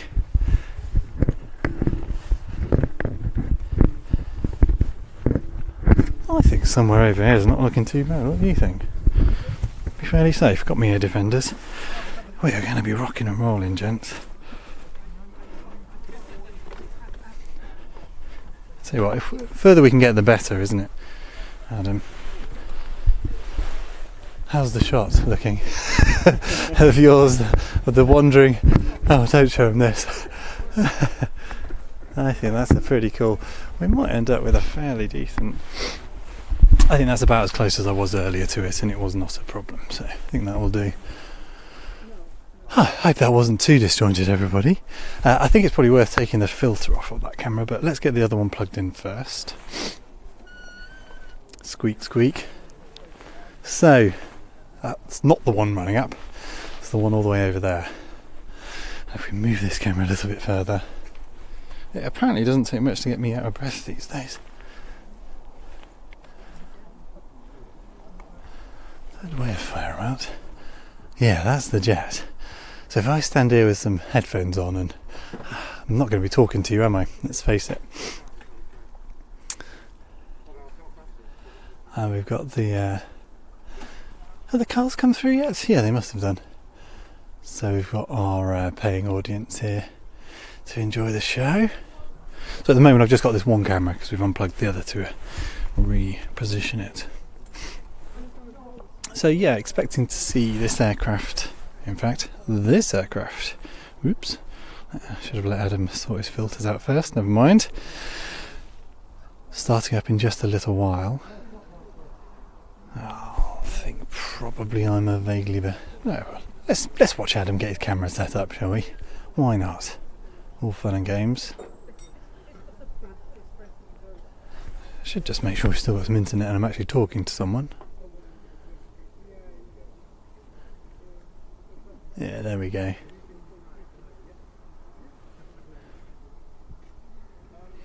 There's a question about, is there much of an age gap on the planes? Are we still talking about the Buccaneers? Well, if you've just joined us and you're not sort of sure, I don't know about production dates on these two, but the aircraft we're about to see was retired in '94. The other having retired a good decade earlier, saving some of its flying sort of FI life, meaning it's a fairly fresh aircraft given its age. Adam over there having a bit of a tour and an explanation of some of the things that are going to go on as the aircraft is run up. Yeah, T has tipped over, but I'll be glad to say lid was on. We're all right. A Voyager going over. I'll have a slurp.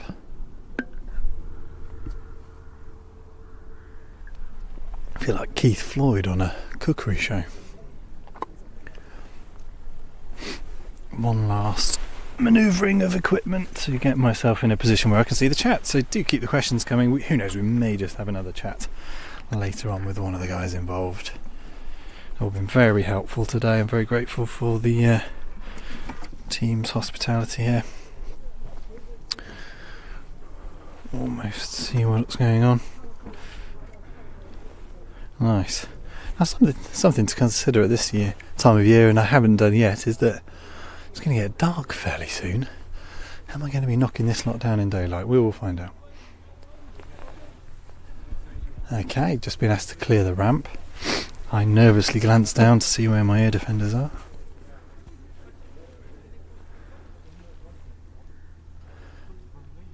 Adam's having a lovely tour of the jet there.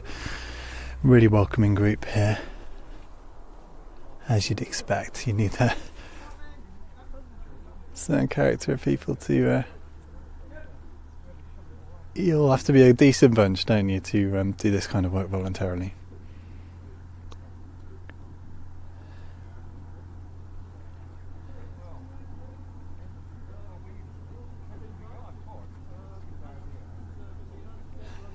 I'll see if you can hear what's going on over there. This is a bit of a welcome to everyone.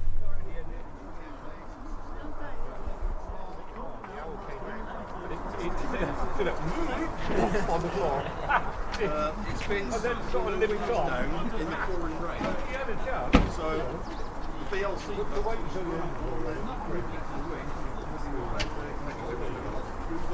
normally down that's full of water. I think we'll give up on that attempt at bringing the chat that's going on over there. Just a little bit of a welcome to the people who've joined the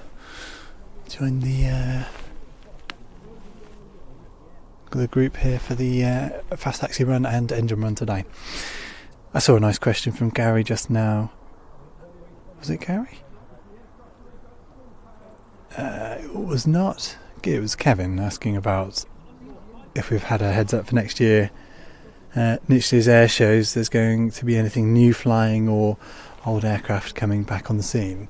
That was one of the stories really. I was at an air show conference just this week, and there's a definite sense of sort of consolidation and being grateful for what happened this year. So air shows having had a bit of a gap like many things, and happy to have had a safe and engaging season. Good numbers of public back at shows, but not too many stories of great new innovations, and certainly not new events sadly next year. I think things just getting into second gear after coming to a grinding halt for 2 years.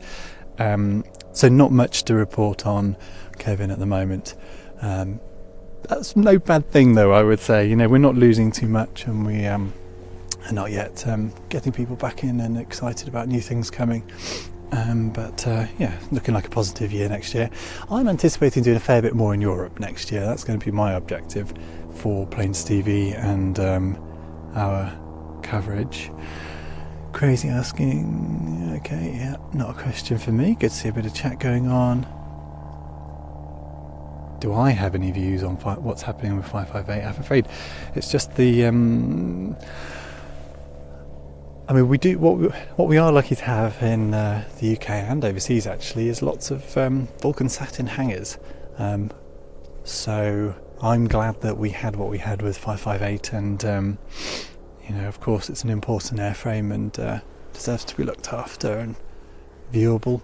And I hope I've got no idea what's going to happen to the aircraft. I haven't kept abreast recently, but I know sad to see the airfield no longer being an airfield. Other than being sad, I really can't say I have any more opinions. Alright, how's things looking over there? Is that a flying helmet in a cockpit? No, not yet.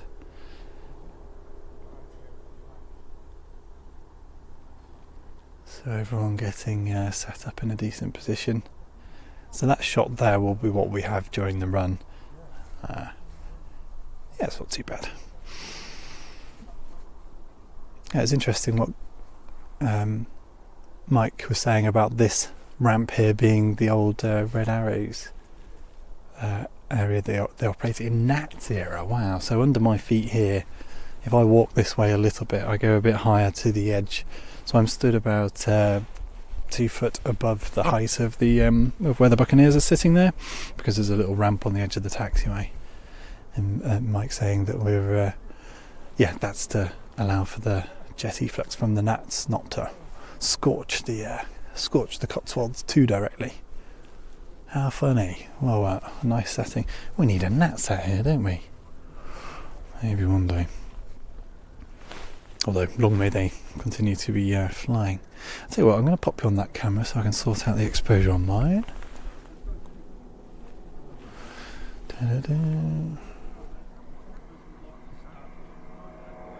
Actually, that's not looking too bad.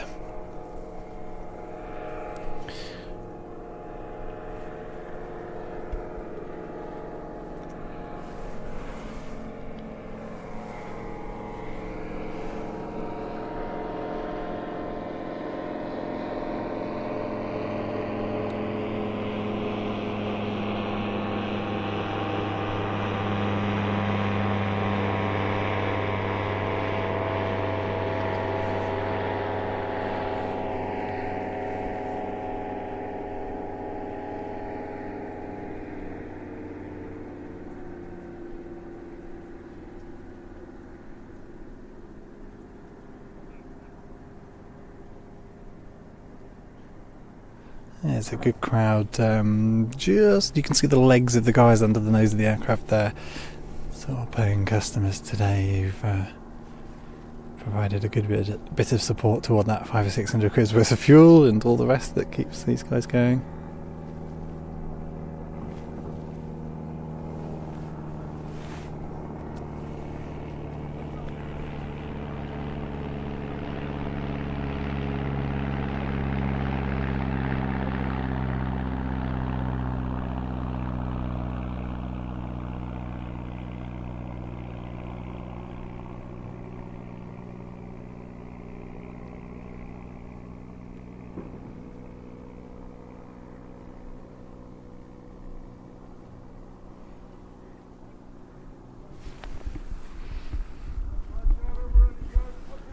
Oh, it sounds like they're ready to go.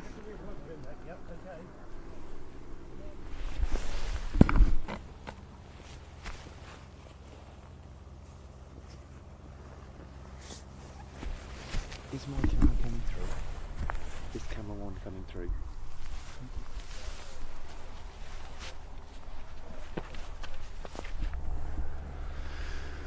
Right, earplugs have gone in.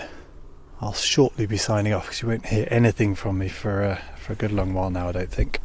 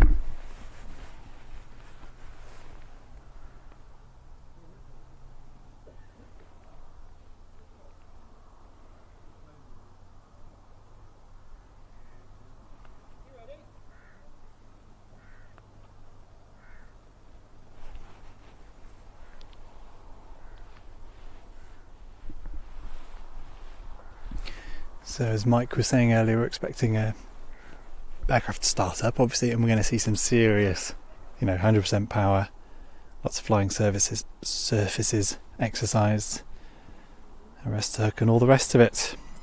I'll leave you with the sight and, more importantly, the sound of that. I apologise in advance if we end up over the limits.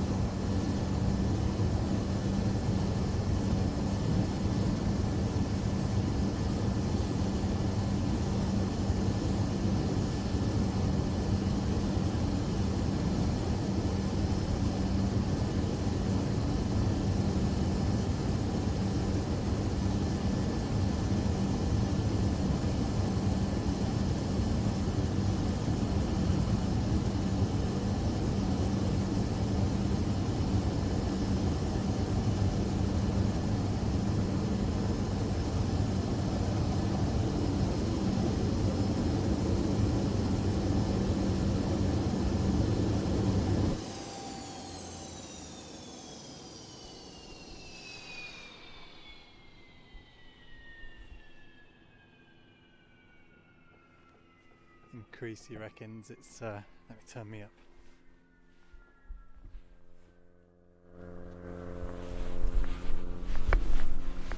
So we were having a debate earlier about the likely cost of all of this today, and Creasy saying that it's probably up to at least 1,200 now surely, and I think you're probably right. It's a decent amount of fuel spent running the aircraft up there to full power, both engines one at a time I think, and yeah, all the control services and wings and all the rest of it. There's quite a lot of moving parts on a Buccaneer, aren't there? And yeah, great to see them all active and exercised nicely. Alright, got some thumbs up here from Andrew and the gang. Looks like everyone's pretty happy with that. Two very happy, healthy Buccaneers, and lovely to see the reactions from in the chat there of people enjoying that. And wasn't Adam doing well as a single camera on that to kind of get everything covered and yeah, give you an idea of what was going on. Thank you for tuning in. Crazy saying worth every penny. That the 1,200 quid, you reckon, in fuel cost? It is, isn't it? I mean, what a better way of turning old dinosaurs into noise. Very nice, very nice. And if you've liked it, do give the video a thumbs up. Bit of effort undertaken, of course, to get up here to the Cotswolds for this. And yeah, that's always valued and lets other people know it's worthwhile tuning in for.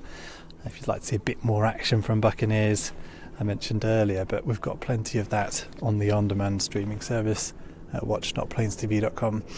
I'm going to send out an email probably Monday at this rate. If you're signed up to email newsletters, or if you're not signed up to email newsletters from Plains TV, I should say, go do that. There's a link in the description below. And I'm going to send out a survey. I'm looking to develop the streaming service slightly to make it a little bit easier to get it on a TV. So do sign up to that newsletter in the description, and yeah, fill in that survey. I may even have a little prize available for those that do decide to do that. That survey will, as I say, be about our streaming service. It's watch.planestv.com. Most of you will be familiar with that and what we've offered on there over the last, getting on for 5 years now. And yeah, looking to do some development work on that this winter to make things a bit even more enjoyable come the season proper. So sign up to an email newsletter and you might be able to help me out and yeah, keep you abreast of changes there. And on that streaming service, so it is still a very watchable service at the moment, of course. Lots of people enjoyed our output through the season, and it's a valuable one through the winter as well. So our archive of content stretching back into the early 90s, featuring amongst lots else, lots of Buccaneer action at air shows as they were heading toward retirement in 1994. In fact, that aircraft we're looking at now, we've just seen run, retired in that year. I wonder if XX894 made it to any air shows in those final few years, perhaps featured on the streaming service. Well, I hope you've enjoyed it. I certainly have. It's been, I mean, we're lucky with the weather, you know, to catch the sun and no wind on a day like today. It's been absolutely ideal. I've got 4 layers on, but I probably could have managed without one of them, one of the thinner ones maybe. But yeah, ideal weather for this kind of thing. And yeah, what a fun way to spend Saturday. Hope you've enjoyed it. Just have a look at some of the questions whilst you enjoy some of the putting to bed of these gigants.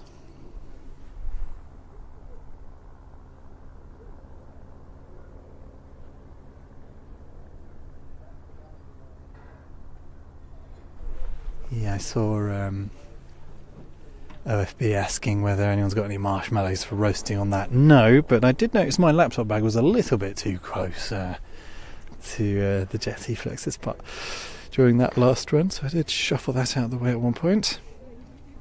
But no marshmallows were harmed in the burning of that Jet A1. All 2-seaters. Effing glorious is OFB, wasn't it quite?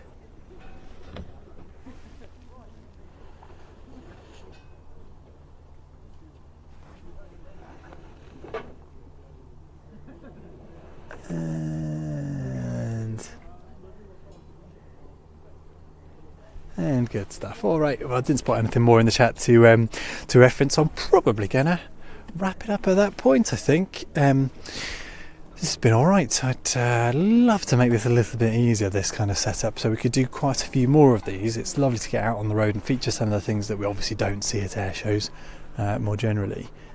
If you have any recommendations, really this I should say, hopefully John Seymour will have spotted the fact that we're live here this weekend. John's one of our viewers and an active member of the group here, very enthusiastic about the subject matter. I can take these off now, can't I?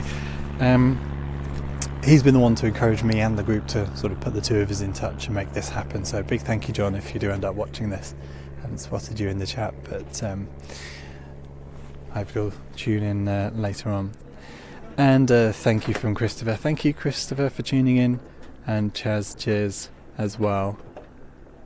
Talk of hinges, which I'm not going to get into. Right, I'm going to press the big fade to black button, I think. But before I do, if you're not subscribed here at Plains TV, do hit subscribe. Lots more airshow action and bits and pieces through the winter to come. Do sign up for the email newsletter. I would normally send one out prior to something like this. Didn't manage that on Friday. Bit too busy with parish council duties, so there you go.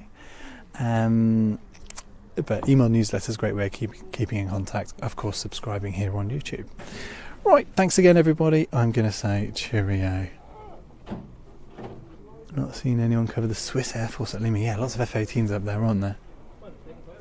Okay, all right. I've said I'm going to go, and I'm going to go at this point. Thanks again, everybody, for tuning in. I hope you enjoyed the Buccaneers, and sign up to the email newsletter. Give this video a like, and we'll see you during another live stream in the near future. Thanks again. Bye bye.